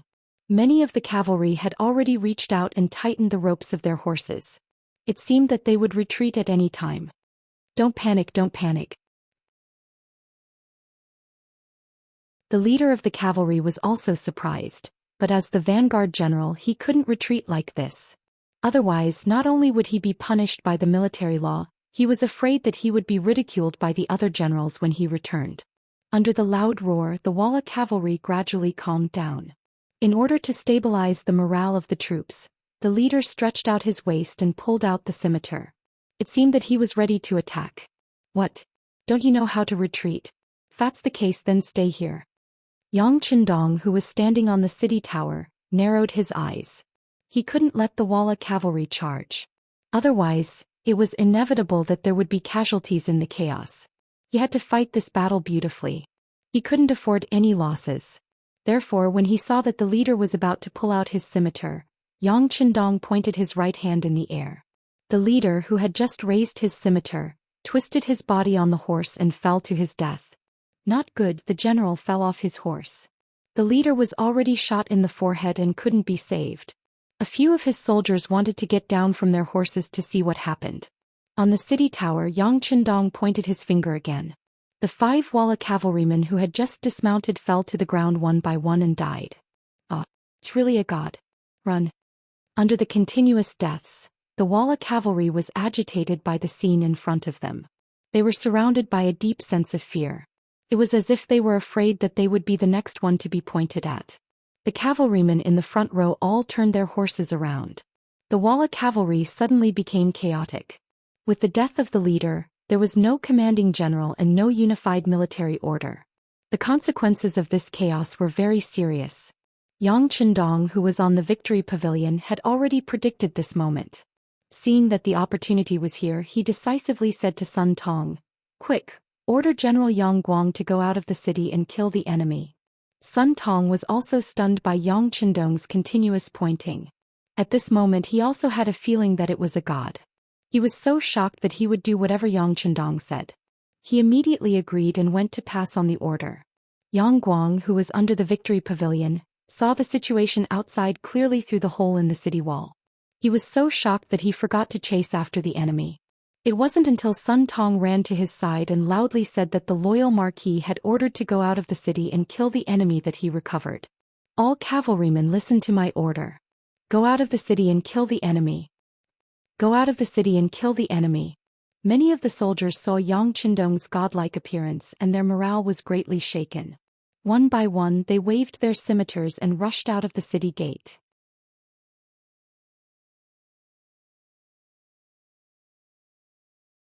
Chapter 199. The formation of the Walla cavalry was still in disarray.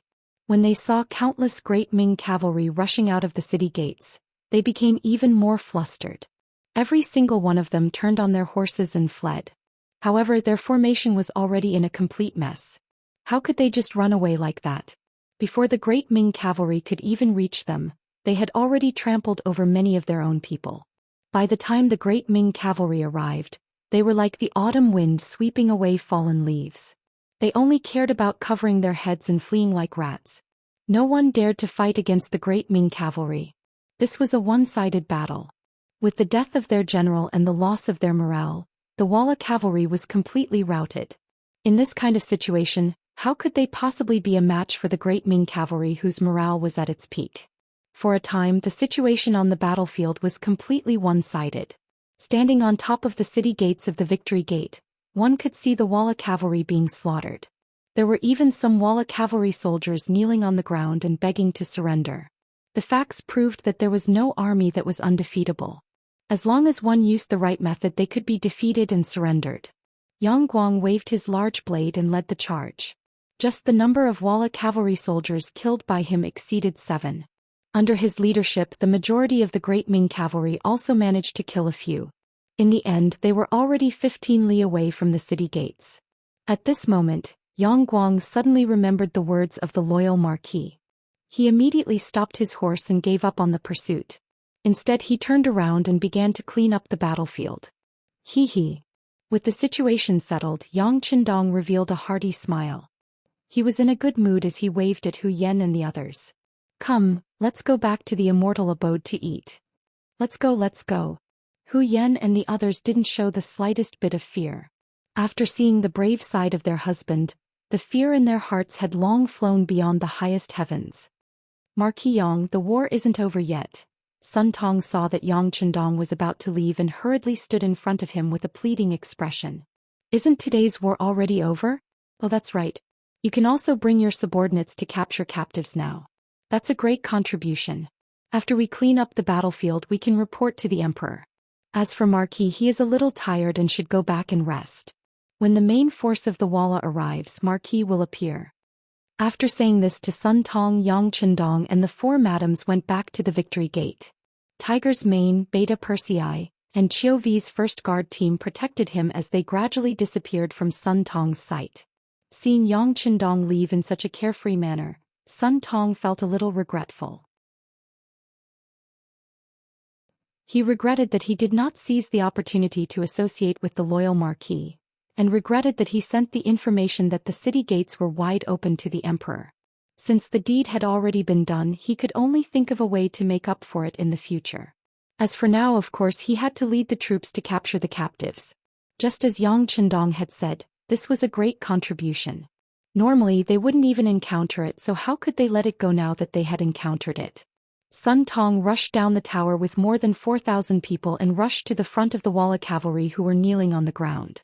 The officers and soldiers of the 5 cities' warden's office, who originally only bullied the civilians, were now standing upright, as if they had changed into another person.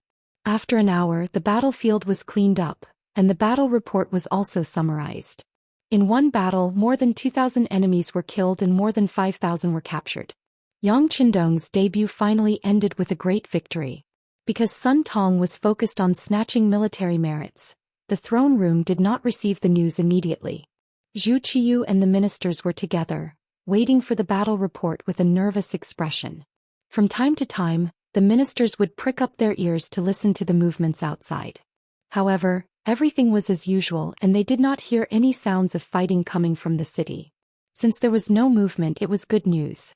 The emperor and the officials waited patiently until a eunuch came to report that Deputy Chief Commander Yang Guang and Commander Sun Tong were waiting outside the hall. Zhu Qiu hurriedly said, "Quickly invite them in." He even used the word, invite. It could be seen that at this moment, Zhu Qiu was very concerned about the development of the battle, so much so that he did not even care about losing decorum.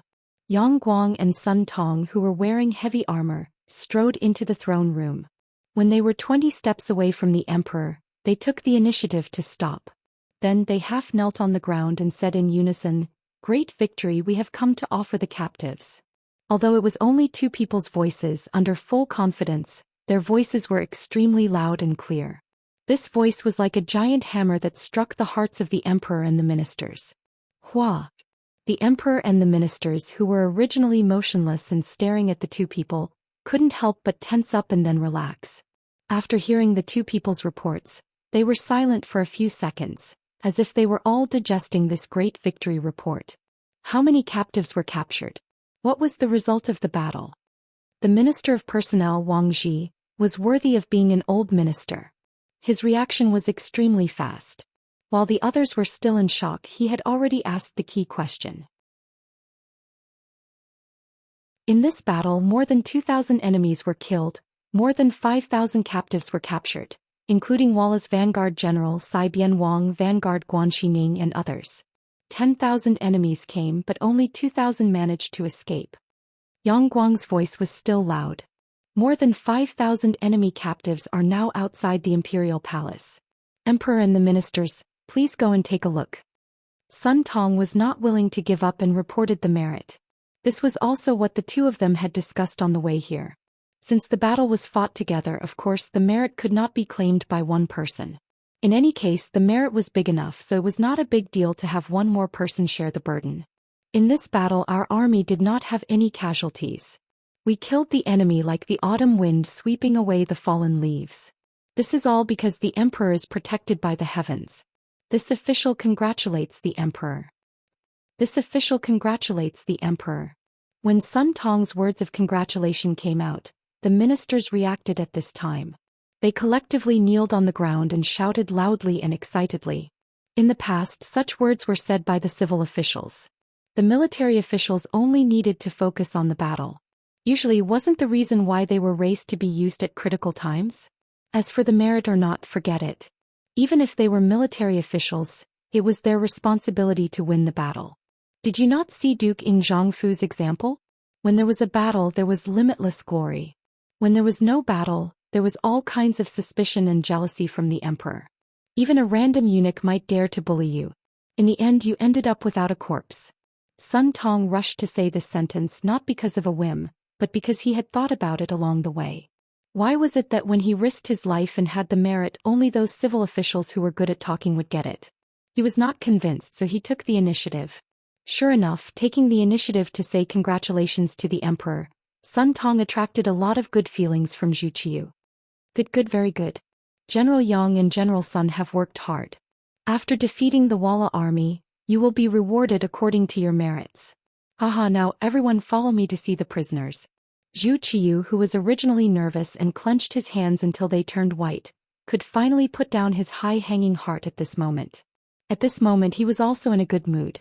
Laughing loudly, he led the ministers straight to the square outside the imperial palace. On the square, there was a black mass of Walla cavalry in strange clothes kneeling on the ground. They all had their heads lowered, their faces dispirited. Some of them were even trembling slightly to show that their hearts were not calm at this moment, and were even a little scared. It was no wonder that they were so nervous. Previously, when Yang Qindong stretched out his finger at the victory gate, one by one the Walla cavalry fell to the ground and died. Even their general, the king, died because of this. That scene shocked them so much that they still felt scared when they thought about it. The Walla, who had no culture, were very superstitious. They agreed very much with the saying that the gods had appeared. Since even the gods wanted to help the great Ming Empire, how could they fight this war? Surrendering and atoning for their sins might be able to exchange for the forgiveness of the gods. More than 5,000 Walla cavalrymen knelt on the ground obediently. Although their hands were tied, with their current mentality, even if they weren't tied up, not many of them would have the guts to resist. When Zhu Qiu came here with the ministers, he saw this scene in front of him. Looking at the kneeling Walla cavalry, he couldn't see the end of it. The square, which originally looked very wide, was now very crowded. The great Ming Empire's soldiers and the Walla's surrendered soldiers were all over the ground. At this moment, no one doubted Yang Guang and Sun Tong's battle report. They thought that the war should be won, but the result would not be so good. The two generals were exaggerating in order to get military merits. But now it seemed that they were not exaggerating at all. Involuntarily, when the ministers looked at Yang Guang and Sun Tong, their eyes were full of jealousy. People were like this. When in danger, they often thought that it was enough to save their lives and other worldly possessions could be ignored. But when it was really safe, the thoughts in their hearts would become more and more greedy. This was just a victory, and the Walla's main force had not suffered much damage, but some ministers were thinking about how to get benefits from it. It could be seen that a man who was not content was like a snake trying to swallow an elephant. It was not as simple as saying, "Congratulations, Your Majesty. This is caused by Your Majesty's heavenly power. This is enough to prove that Your Majesty is the true Son of Heaven." Eunuch Jin Ing looked at the seemingly countless captive soldiers in front of him. After his eyes rolled around, he suddenly knelt on the ground and shouted loudly, "Congratulations, Your Majesty. Your Majesty is the true Son of Heaven."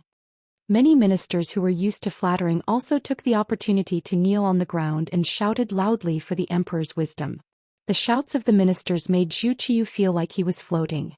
At this moment he really thought that he was the emperor recognized by the heavens and he was the son of the heavens. Otherwise, why was his imperial brother Zhu Qizhen defeated by Walla? And why was Shi Heng also defeated by Walla, but only he won?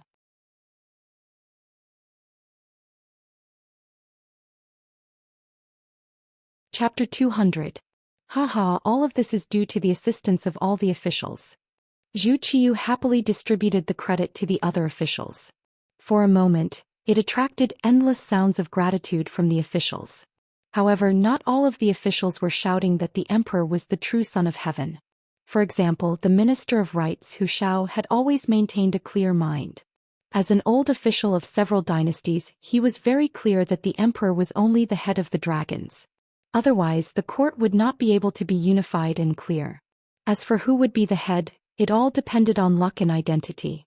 Just like when Zhu Qizhen was the emperor, didn't these officials also shout that the emperor was wise and that the emperor was the true Son of Heaven? But in reality, after losing the battle, everyone instantly shut their mouths. Now they began to praise Zhu Qiu again. It was really unknown how thick the skin of these people was.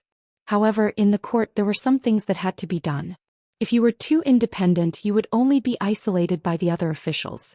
In that case, it would really be difficult to do anything. However, even if they wanted to flatter, shouldn't they do it more gently? Zhu Qiu had been nervously waiting in the imperial palace. What did the victory of this battle have to do with him? He was somewhat displeased, or perhaps it was because of the unfairness of his grandson-in-law. When everyone was shouting that the emperor was wise and long live the emperor, Hu Shao suddenly said, "Generals, where is the Marquis of Loyalty and Courage? Why is he not here? Did he leave the city to chase the enemy or was he injured in the battle?" Finally, someone mentioned Yang Qindong. The originally noisy scene instantly quieted down. Hu Zhao's words were like a bright slap to the face, causing many of the officials' faces to turn red. The true hero of this battle should be Yang Chendong without a doubt. However, so much time had passed, yet no one thought of him. This was truly a bit too much. When these words came out, Zhu Qiu's face also turned red. He clearly knew that his performance just now was a bit too much. If it wasn't for Yang Chendong, it would have been difficult to achieve such a great victory. After he knew of the great victory, he didn't think of the person with the greatest merit and instead received the congratulations of the officials. This was truly a bit too much. Fortunately, Hu Shao gave a timely reminder. He also asked, "That's right, why is the Marquis of Loyalty and Courage not here? Why don't we see him?" Zhu Qiu pretended to be anxious for the officials to see. This immediately attracted many of the officials' nods. They all seemed to be praising the emperor's actions towards the meritorious officials, but in reality, only they knew what was going on. Yang Guang and Sun Chendong, the Marquis of Loyalty and Courage. After all, without this person there wouldn't be today's victory, and they wouldn't have had the chance to be in the limelight. However, it seemed to be a little late for the emperor to ask about it now. No matter how, the emperor of loyalty Zhu Guang. Now that he was asked, the two immediately knelt on the ground and replied, "Your Majesty, the loyal marquis wasn't injured. He only said he was tired and went back to rest." Tired? Resting? Zhu Qiu was confused by this answer. He stood there with a face full of suspicion. He is indeed tired. The truth is like this. Sun Chendong narrated what happened on the battlefield. From Yang Chendong scolding Xining for being unfaithful, unfilial, heartless and unjust, he pointed out and Xining died. After that he pointed out that Xining fell off his horse and died, causing the Walla army to lose morale. Everyone listened to Sun Chendong's narration as if they were listening to a heavenly book. For a moment, everyone's faces tightened. They didn't expect the young marquis to have such ability. While everyone was still digesting Sun Chendong's words, Minister of War Yiming spoke first. "Commander Sun, do you know what you just said? The person standing in front of you is the Emperor, the Son of Heaven. How can you speak without thinking? This subject is not speaking nonsense. What I said is the truth. If you don't believe me, you can ask Commander Yang and all the soldiers who participated in the battle." Sun Chendong heard Yiming accuse him of lying and immediately defended himself. A small commander who was only a 6th grade official dared to contradict a 2nd grade minister of war. This naturally made Yiming's face turn ugly. He secretly made a note of this person and thought that if he had the chance he would definitely teach him a lesson. His gaze fell on Yang Guang. "Vice Commander Yang, tell me what is the truth. Of course, you don't have to be afraid of other people's threats. Just tell the truth. With this minister here, no one will dare to make things difficult for you." Yiming said this not to support Yang Chendong, but to guide him to refute Sun Chendong and deny the fact that the greatest contributor in this battle was Yang Chendong. If a minister of war were to question a vice commander, the latter would be scared to the point of wetting his pants. However, Yang Guang, who had just experienced a battle, was full of admiration for Yang Chendong. How could he dare to speak ill of him? He immediately kowtowed to the ground. This general does not dare to speak nonsense. What Commander Sun said is the truth. Wow! As soon as Yang Guang's words fell, the crowd once again exclaimed in surprise. Since the two generals had said the same thing, it seemed that this matter was true. However, how could Yang Chendong kill anyone he pointed at? Could it be that he had some kind of sorcery? Yiming stood there with an ugly expression. The two of them were his subordinates in name, but now they dared to refute him in public. It was truly embarrassing. Fortunately, no one's attention was on him, so he didn't lose too much face. After hearing Sun Chendong and Yang Guang's explanation, the officials finally understood why the loyal marquis was tired and needed a good rest. It was probably because the sorcery he used was too tiring. Of course, some people who knew immediately thought of the mercenaries who had the most advanced firearms. These people only knew that the mercenaries' firearms were very advanced. As for how advanced they were, they didn't know. After hearing what happened on the battlefield today, they had a new view of the matter. Zhu Qiu was naturally one of the people who knew. But the more it was like this, the more worried he was. This advanced firearm could easily take a person's life from 1,000 meters away. If that was the case, didn't it mean that if one day they wanted to deal with him, he would also have nowhere to hide? As soon as this thought appeared, it was like a large stone pressing down on him, making it hard for him to breathe. He even felt a little restless. As the emperor, the thing he was most worried about was that he couldn't control the situation. Then he wouldn't be able to decide the life and death of others. At this moment, the joy of winning the battle was no longer as strong. Instead, it was replaced with a worried expression. Zhu Qiu left first, accompanied by head eunuch Jin Ying. Without the emperor, the officials also lost the mood to celebrate. One by one, they turned and returned to their own residences. With today's victory, they could finally go back and have a good night's sleep. In the imperial palace, Zhu Qiu walked in front with a heavy heart. Behind him, Jin Ying followed step by step. It wasn't until they entered the rear courtyard of the imperial palace and there was no one around that he quickened his pace. He was half a step behind the emperor when he said, "Your Majesty, are you worried about the Marquis of Loyalty?" "Yes." Without anyone else around, Zhu Qiu finally admitted, "The mercenaries' firearms are too advanced. The Marquis of Loyalty has such a good relationship with them. If they..." Zhu Qiu didn't finish his sentence, but he believed that Jin Ying would understand. In a sense, they were grasshoppers on the same rope.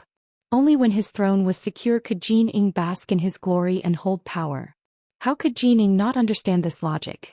With Zhu Qiu around, he was the eunuch Jin that everyone admired. Without this emperor, he would probably die without a burial ground. Since the emperor had worries and hidden dangers, he had to think of a way to deal with them. This subject understands. How about this? I will immediately make a trip to the Immortal abode and have a chat with the Marquis of Loyalty.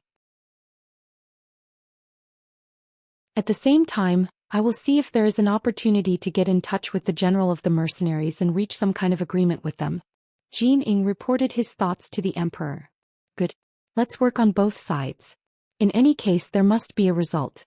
We will not allow anyone who threatens our safety to exist. Zhu Qiu nodded lightly, his voice carrying a hint of dignity. Immortal abode. When Yang Qindong returned, he had gained a new title, War God. This was probably what it meant to become a god in a single battle. With just a few pointers, he had created his own legend. According to reliable investigations, not a single member of the Great Ming Dynasty's army had died in this battle. Only a dozen or so people had been injured in the pursuit because they had been too excited.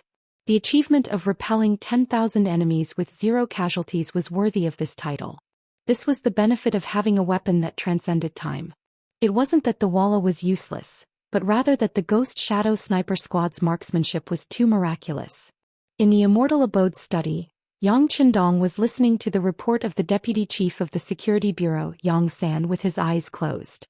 Summarizing a battle after a battle was an excellent tradition. Even Yang Qindong was no exception. Before this battle, he had already made plans for the worst-case scenario. That was, the Walla cavalry wouldn't stop and would directly attack. If that were the case, the 4 companies of Cold Vanguard lying in ambush outside the Victory Gate would all attack. If that were the case, no one could guarantee that the Cold Vanguard wouldn't suffer any losses in the chaotic battle. After all, their greatest shortcoming was their lack of numbers. If they really did encounter enemies who didn't fear death, how many people could they kill with 400 guns? Fortunately, the Victory Gate had been opened wide, allowing Wang Zhan to fantasize about such a smooth battle. You can't rely on luck in war. This must be conveyed to Commander Leng Song, as well as to the ears of every Cold Vanguard soldier. Yang Qindong heard from Yang Ben that some of the Cold Vanguard soldiers had different opinions about only lying in ambush and not fighting head-on. After saying that the young master was being too careful, his expression became extremely serious.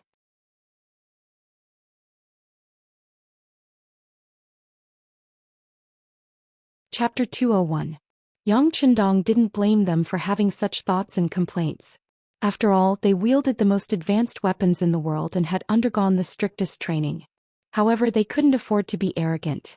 Otherwise, they would suffer a setback sooner or later. Since Leng Feng had the intention to underestimate the enemy, they had to correct the situation. Seeing how serious Yang Qindong was, Yang San hurriedly took out a notebook and wrote everything down. He couldn't help but nod his head. This subordinate will immediately go to the courtyard to let everyone know about this and let them know that young master cares about them. At the same time, inform them that the Walla's vanguard has been defeated, but Yeshen won't let it go so easily. There will be at least one more battle. Tell them to be prepared. Yang Qindong nodded his head in satisfaction. Then he thought of the matter in the imperial court and asked, right after this battle, what are the thoughts of His Majesty and the officials? Has there been any controversy in the imperial court? Young master, this subordinate was just about to report this matter. I just received news from Lord Zhou Xian that not long after you gave the order to open the city gates, the imperial court learned of this matter. After our investigation, we found that it was probably Commander Sun Tong who sent someone to report this news. Because of this, there are people who are slandering the young master, saying that you are colluding with the Walla. The new Minister of War Yiming is the main culprit. The Minister of Revenue Jin Lian and the Minister of Works Shi Pu have spoken up in support of this matter. It was only after Minister Hu Mang stepped in that these rumors were suppressed. Do you think we should do something in private? The situation in the capital isn't stable at the moment, so it's normal for a few people to be missing. Yang San reported while carefully looking at Yang Chendong. He had already made his intentions clear. Since there were people who wanted to deal with the young master, it would be better to strike first and get rid of him. Yang Chendong quickly shook his head upon hearing Yang San's thoughts. The great Ming dynasty's problems don't completely originate from the imperial court. These people are just representatives of Confucianism. Even if all the ministers in the court are arrested, there will still be people who will be re-elected. This is simply a problem with the system. There is no end to killing people. Yang Chendong was very clear in his heart. Looking at the history of China, ever since the Han dynasty revered only Confucianism, the disciples of the Confucian sect were the privileged class, high and mighty. Over the years they had become accustomed to it. They monopolized education and the officialdom. They were corrupt, conservative, and stubborn. However, they were so powerful that even the emperor had to give face to them. Often they would support things that were beneficial to them and oppose things that were not. Yang Chendong's appearance was a threat to them. It was just that the fight had not reached the root of the problem yet, so it had not escalated to the extreme. This was also one of the important reasons why Yang Chendong only developed in the business world. Yang Bao's distribution, Immortal abode and Sky Beyond Heaven's hot sales, plus the Yang family's bank that was going to be established soon, gave people the feeling that they were thinking of ways to earn money. In the eyes of the Confucians, they were just stained with the stench of money and could not be brought to the table. In truth, all of this was Yang Chendong's intention. He did not come into contact with other industries in order to avoid direct confrontation with the Confucian faction. What he needed to do was slowly infiltrate. Once he had enough influence, some things would naturally come naturally. But before that, not even the emperor could touch this faction, and those who angered him would not have a good end. Why would he want to provoke them? Yi Ming and the others had only tried to undermine him because they did not want to see him gain too much power and merit. In the end, it was still jealousy at work. This sort of mentality was of no consequence to the overall situation, so there was no need to care too much about it. On the contrary, if he killed them now, anyone who wasn't a fool would be able to see that he was the culprit. That would be tantamount to declaring war on the Confucian sect. He wouldn't do such a thankless thing. Yang Chendong had vetoed the decision to attack Yi Ming and the others, so Yang San knew that the time was not right. He immediately expressed that he would only pay attention to these people in the future, but would not take any action. Yang Chendong was very satisfied with Yang San's timely declaration. Very good. The staff of the Security Bureau have worked hard. How about this: when you go out, go to the Chief of Tiger's Mane and get 1 million taels of silver to reward your brothers. Young master, there is still enough silver. Yang San waved his hand, wanting to refuse. In fact, the Security Bureau had never lacked silver. All of this was because Yang Chendong had said that if they wanted to establish an excellent intelligence system, they had to be willing to spend silver. Thus, a steady stream of silver flowed into the Security Bureau. With enough silver, it was much easier to do things with half the effort. Just this treatment alone had attracted the envy and jealousy of many people in the Yang family. However, this matter was requested by Yang Chendong, so even if others had some thoughts, they did not dare to say anything publicly. The Security Bureau was not in the eyes of some of the senior officers of the Yang Consortium's new army, but Yang Chendong's weight and authority were not to be questioned. All right, it's settled then. Go and do your work. Without giving Yang Ben a chance to refuse, Yang Chendong waved his hand and gestured for him to leave. Yang San was touched. He knew that the young master felt sorry for his brothers in the security bureau. After all, the members of the security bureau were sometimes like mice that could not see the sun. Most of them lived in the dark. In order to keep their identities secret, they could not contact their families, get married, and have children. They had to give up all their youth. Sometimes, in order to obtain important information, they had to work hard for a few months, half a year, or even longer. Giving more silver was one of Yang Qindong's ways of compensating them.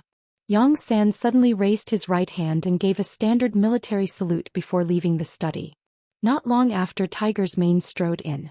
There were not many people who could come to Yang Qindong's side without reporting.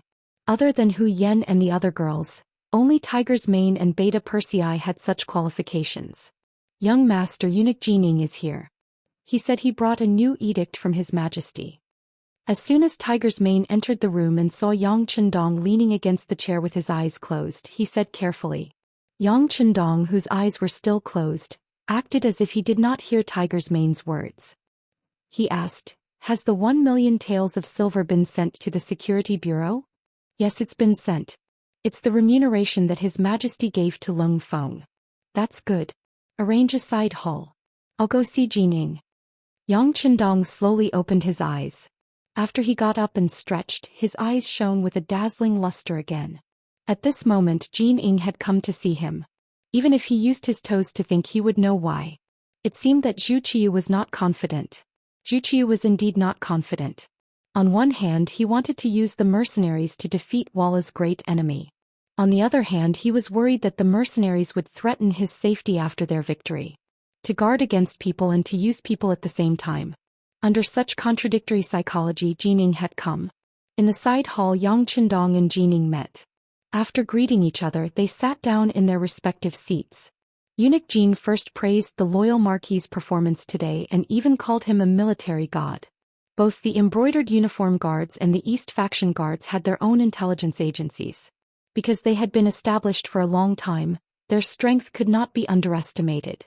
For example, the fact that Yang Qindong was called a military god could not be hidden from Jin Ying's eyes and ears. Eunuch Jin must be joking. "It's all thanks to His Majesty's good fortune," Yang Qindong said modestly with a smile.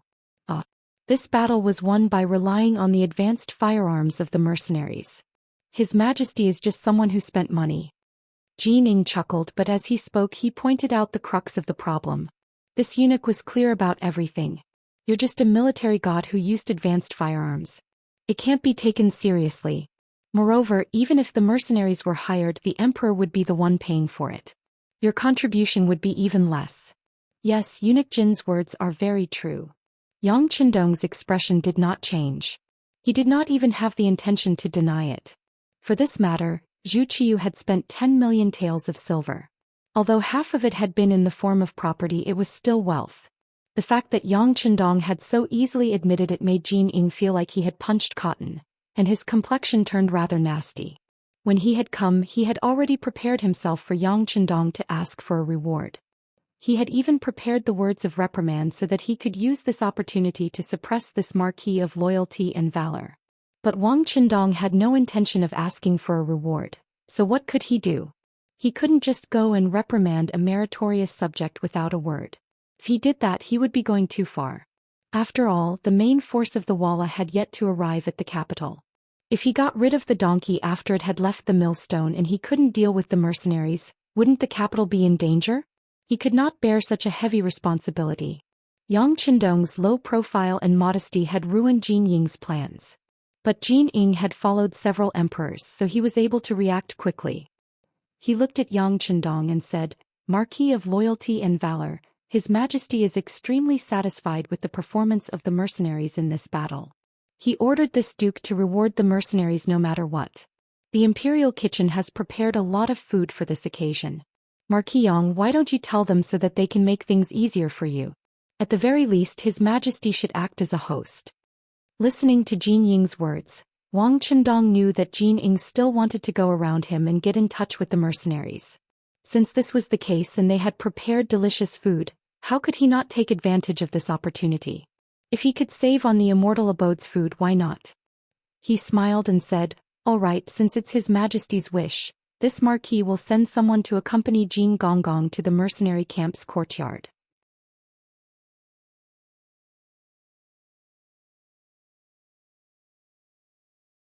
Chapter 202. Yang Chendong was so cooperative. Not only did he agree, but he also did not go personally. This greatly exceeded Jin Ying's expectations. He had originally thought that even if he agreed, he would go along and reap the benefits. Of course, Yang Chendong would not go with them. This was what Jin Ying wanted to see. He did not stand on ceremony. In that case, I'll have to trouble you, Duke of Loyalty. Aha, no problem, no problem. Seeing that Jin Ying did not invite him to go with them, Yang Chendong looked at him with annoyance. He could even imagine that once Zhu Qiu really contacted the mercenaries, she would immediately kick him out. She might even find a crime to confiscate his family property. This was the scheming of an emperor. Sometimes the emperor would turn hostile and refuse to acknowledge the other party's kindness. However, no matter how much Zhu Qiu calculated, he would never have thought that the real mastermind behind the mercenaries was Yang Chendong. His methods would be useless in the end. In fact, it was not just Zhu Qiu. None of the old foxes in the imperial court would have thought that the mercenaries, who had such advanced firearms, would have anything to do with a young man who was not even 20 years old. It was precisely because no one could guess that Yang Chendong did not cause everyone to boycott him in advance. Jin Ying left happily. Tiger's Mane followed Yang Chendong's orders and accompanied him to the courtyard of the mercenaries' barracks. Yang Chendong had mentioned this when he met with Commander Leng Song and the others yesterday. Once they won the battle and displayed their great strength, the emperor of the Great Ming dynasty would certainly think of a way to contact them and deepen their relationship. This was something that would be difficult to avoid. Instead of thinking of all sorts of ways and excuses to avoid it, it was better to meet them openly. In any case, there would be no promises. On the contrary, there would be some benefits. Why not? Jin Ying did not know about this. He only knew that if he had the chance to meet with the mercenaries alone, as long as he could establish a good relationship with them and make them work for him, it would infinitely increase his authority. In this way, even in front of the Emperor Zhu Qiu, he would be able to speak with more confidence. Led by Tiger's Man, Jin Ying brought a group of embroidered uniform guards and a young eunuch from the palace to the courtyard of the mercenaries' military camp. With Yang Chendong's previous instructions, the group naturally entered without a hitch. Here Jin Ying met the leader of the mercenaries for the first time, Leng Song, whom the soldiers addressed as commander. Although she didn't know what the commander's official title was, seeing how respectful the others were towards Leng Song, Jin Ying's intuition told her that there would only be benefits and no harm in getting closer to this person. Immediately, his face bloomed like a flower as he quickly stepped forward and took the initiative to greet Leng Song. Aya, Commander Leng is indeed a man of striking appearance. You are young and promising. You truly make me envious. As soon as he arrived in front of Leng Song, he listened to everything that was good. Leng Song, who had long been prepared and had a certain understanding of eunuchs, said with a straight face, "Are you the leader of the eunuchs by the Great Ming Emperor's side? Very good, since the items have been delivered, you may leave." Leng Song's expression was so resolute and cold that Jin Ying's expression changed after hearing it. What kind of person was he? He was Zhu Qiu's favorite. To put it bluntly, if he didn't like anyone now, he only needed to say a word in front of Dai Zong. Even if that person didn't die, they would lose a layer of skin. Other people couldn't wait to curry favor with him. Who would dare to speak to him in such a tone? However, Leng Song had done so, and yet he still didn't have the slightest bit of temper. He didn't dare to show Leng Song any displeasure, and he didn't even dare to say a single harsh word. This made Jin Ying's heart tighten. However, he was someone who was used to being a eunuch. He had suffered many grievances, so the speed at which he stabilized his state of mind was still very fast. After adjusting his state of mind, he looked at Leng Song and said with the same smile, "Commander Leng, I am here on behalf of the Great Ming Emperor to thank you all. Sending these foods is merely a small token of our sincerity. My emperor's intention is for me to come and see if there is anything lacking here. If you have any requests, feel free to ask." Jin Ying appeared to be very heroic.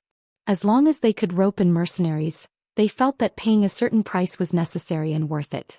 Jin Ying even had a bold idea, and that was to use mercenaries to deal with Zhu Qian of Ying's sect and complete the great matter of the Great Ming dynasty's unification. Leng Song silently looked at Jin Ying. The sixth young master was truly a godly person.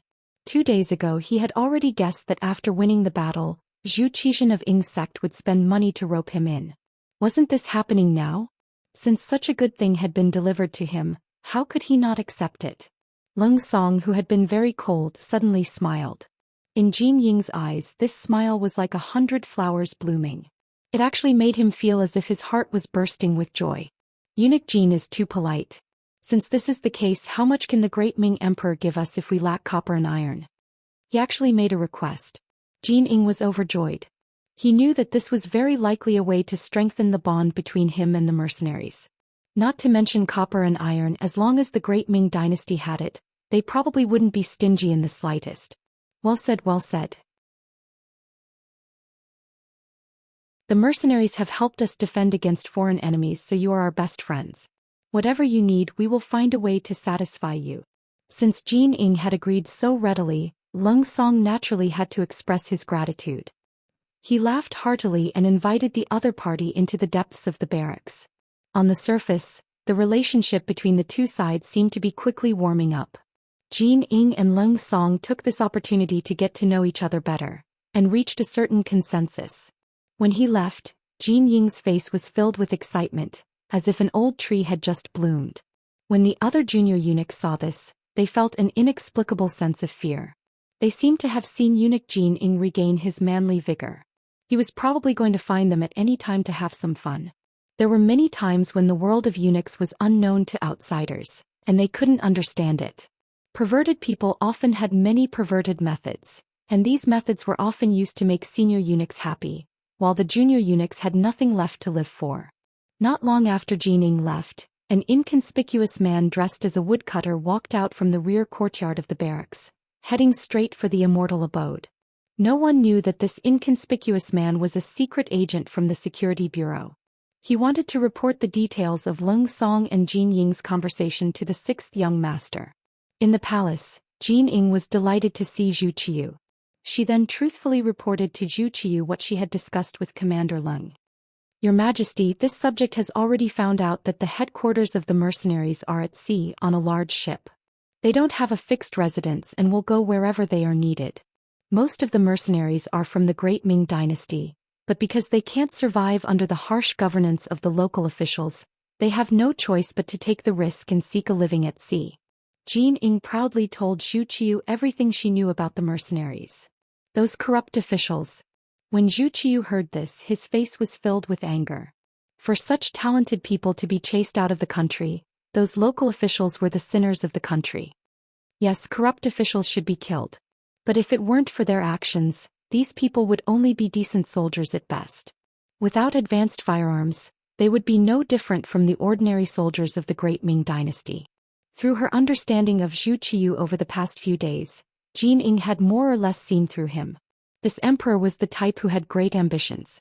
He truly wanted to become a famous ruler and strengthen the Great Ming dynasty. However, some things couldn't be changed by one's will. If he truly wanted to revive the Great Ming dynasty, there were still too many things that needed to be done. How to strengthen the Great Ming dynasty was a grand goal to begin with. It was difficult to explain in a short amount of time. Jin Ying wanted to talk about the problem at hand, so Gu Qing continued, Your Majesty, it's because of the advanced firearms that these mercenaries possess undefeatable battle prowess.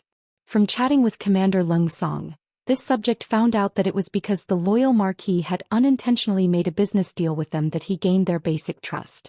For example, most of the goods sold in Heavens Beyond Heaven were provided by the mercenaries.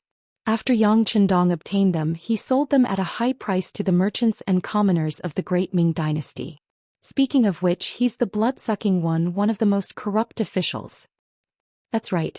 Although the loyal Marquis is young, his ambitions aren't small. This person isn't easy to get along with.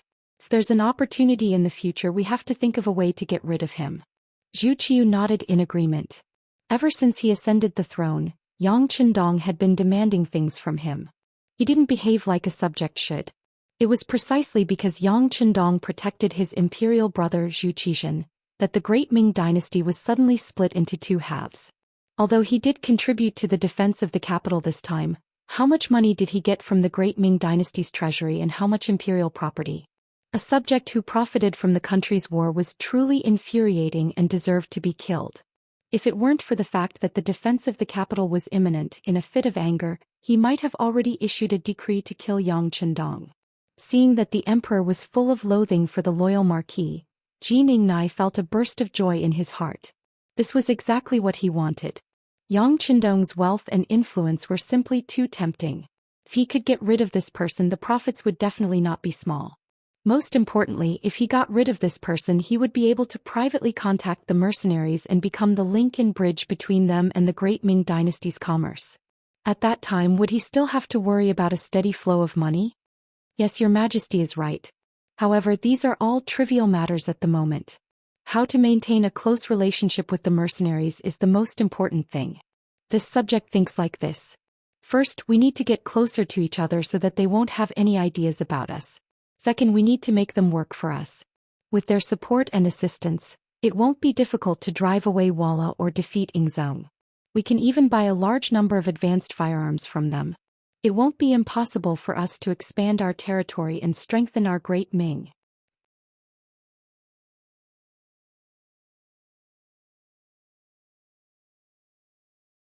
Chapter 203.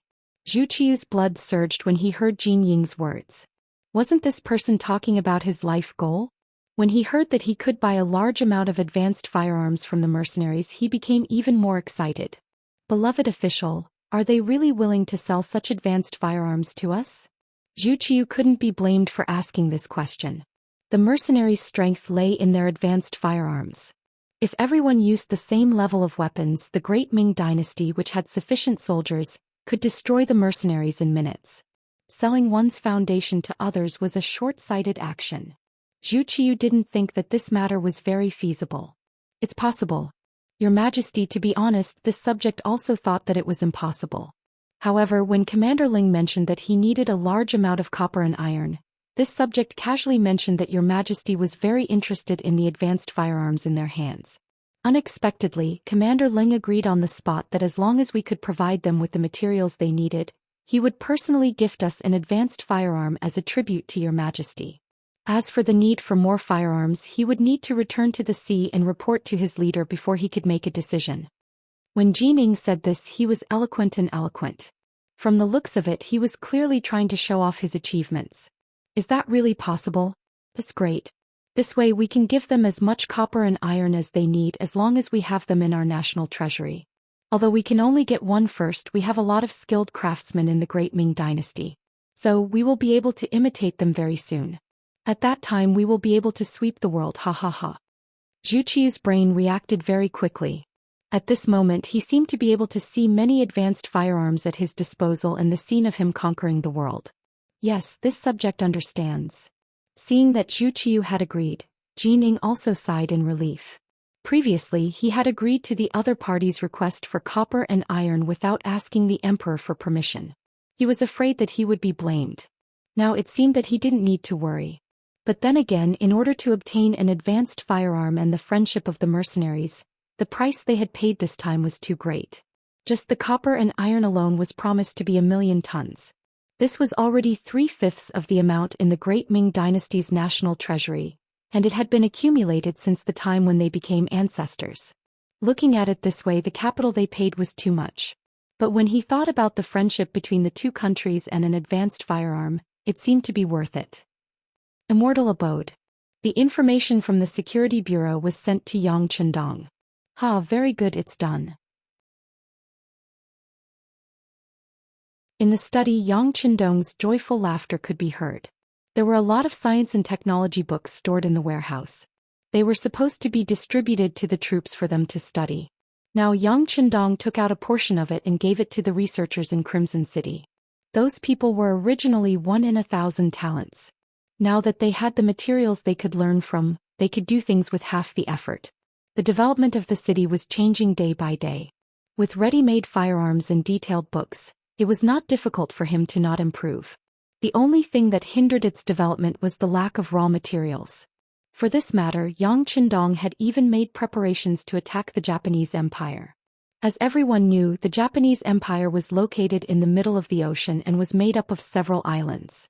Because of its special geographical location, they had a lot of gold and steel mines. These were the things that Xianxia needed to develop.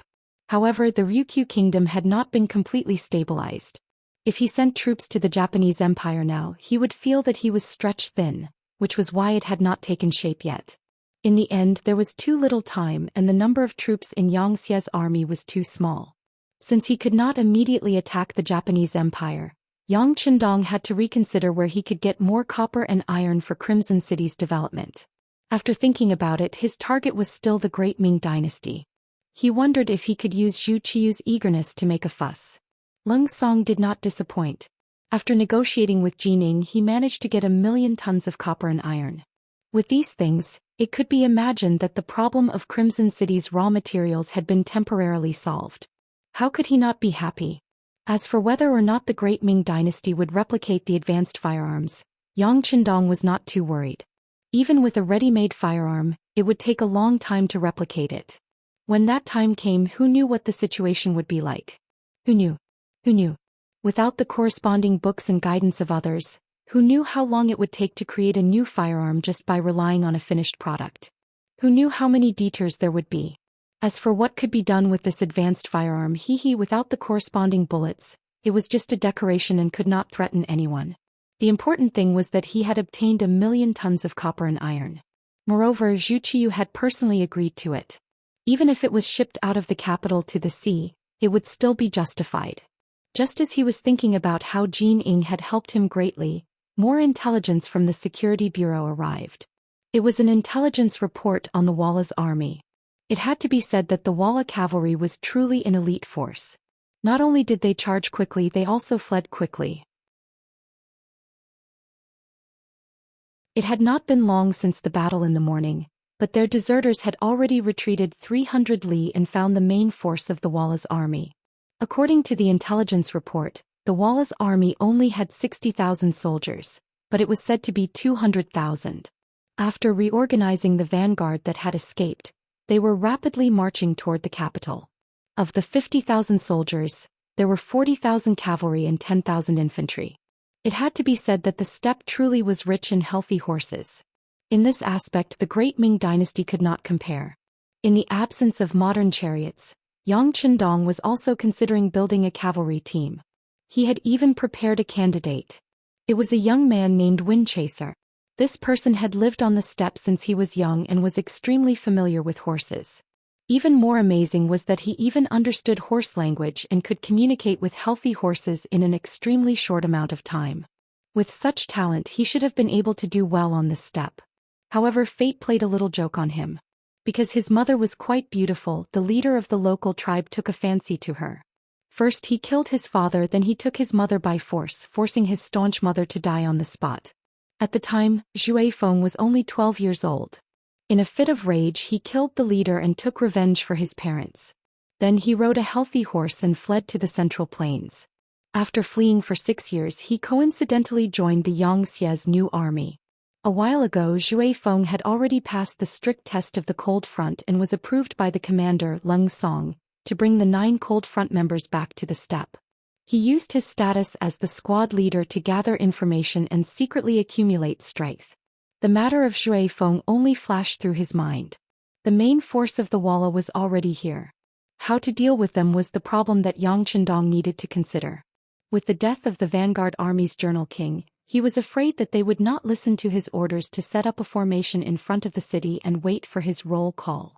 It was very likely that when the city gates opened, they would all rush into the city. If that was the case, it would be difficult to control the situation with just the 400 Cold Front members. Therefore, not letting the enemy enter the city was a prerequisite. Defending the city did not satisfy Yang Qindong. He needed to attack and not passively defend. The Great Ming Dynasty could not allow the Mongol tribes to bully them. If they could only defend when they were at their doorstep, this was definitely a disgrace. Take the initiative to attack and kill our way out. This thought quickly flashed through Yang Qindong's mind. He got up and went next door. There, Tiger's Mane and the others had already set up a reconstruction sand table based on the information from the Security Bureau. Striding in front of the sand table, Yang Qindong's gaze swept across the table. One plan after another was quickly formed or rejected. Gradually, the battle plan became more and more mature. Walla Army Camp. After attacking for an entire night, it could be said that the men and horses were tired. Most of the soldiers were resting in their tents. However, as the leader Yeshen could not sleep. He was holding an impromptu meeting with his generals to consider the upcoming battle with the Great Ming Dynasty. Participating in the meeting was his other brother, Borimo, the general's grandfather, and other tall Mongol warriors with a valiant aura. Everyone, the news of the Journal King's defeat and death should be known to everyone. What do you think? As the de facto leader of Walla, Yeshen had a dignified aura. Compared to the Great Ming Dynasty, the people of Walla acted more rudely and directly. As soon as Yeshen finished speaking, the general's grandfather took the initiative to stand up and loudly said, "Leader, we have the world's fastest horses and superb riding and archery skills. We only need to rush into the Great Ming Dynasty's capital. With our warriors, who can stop us? As for the periodical king being killed, I think he simply wanted to imitate the Han people and hold a meeting before the battle. This gave the other side the opportunity to be attacked by our unknown hidden weapons. It's nothing to worry about." The general's grandfather was a famous warrior in Walla. He was known for his extraordinary strength and superb archery skills. After many military achievements, he was favored by Yeshen. Naturally, when he spoke, there was no need to worry so much. Yes, we only need to kill with our army. At that time, no matter what the other side has, they will not be able to succeed. Facing Emperor Ingzong's 500,000 troops, we can win. Now there are only 10,000 enemies. It is not enough to worry about. After the general's grandfather took the lead, the other generals also shouted loudly and expressed their opinions. You're tuning in to the Zhou Xian's Legacy YouTube channel. Don't forget to subscribe and join us on this journey to catch the most captivating stories.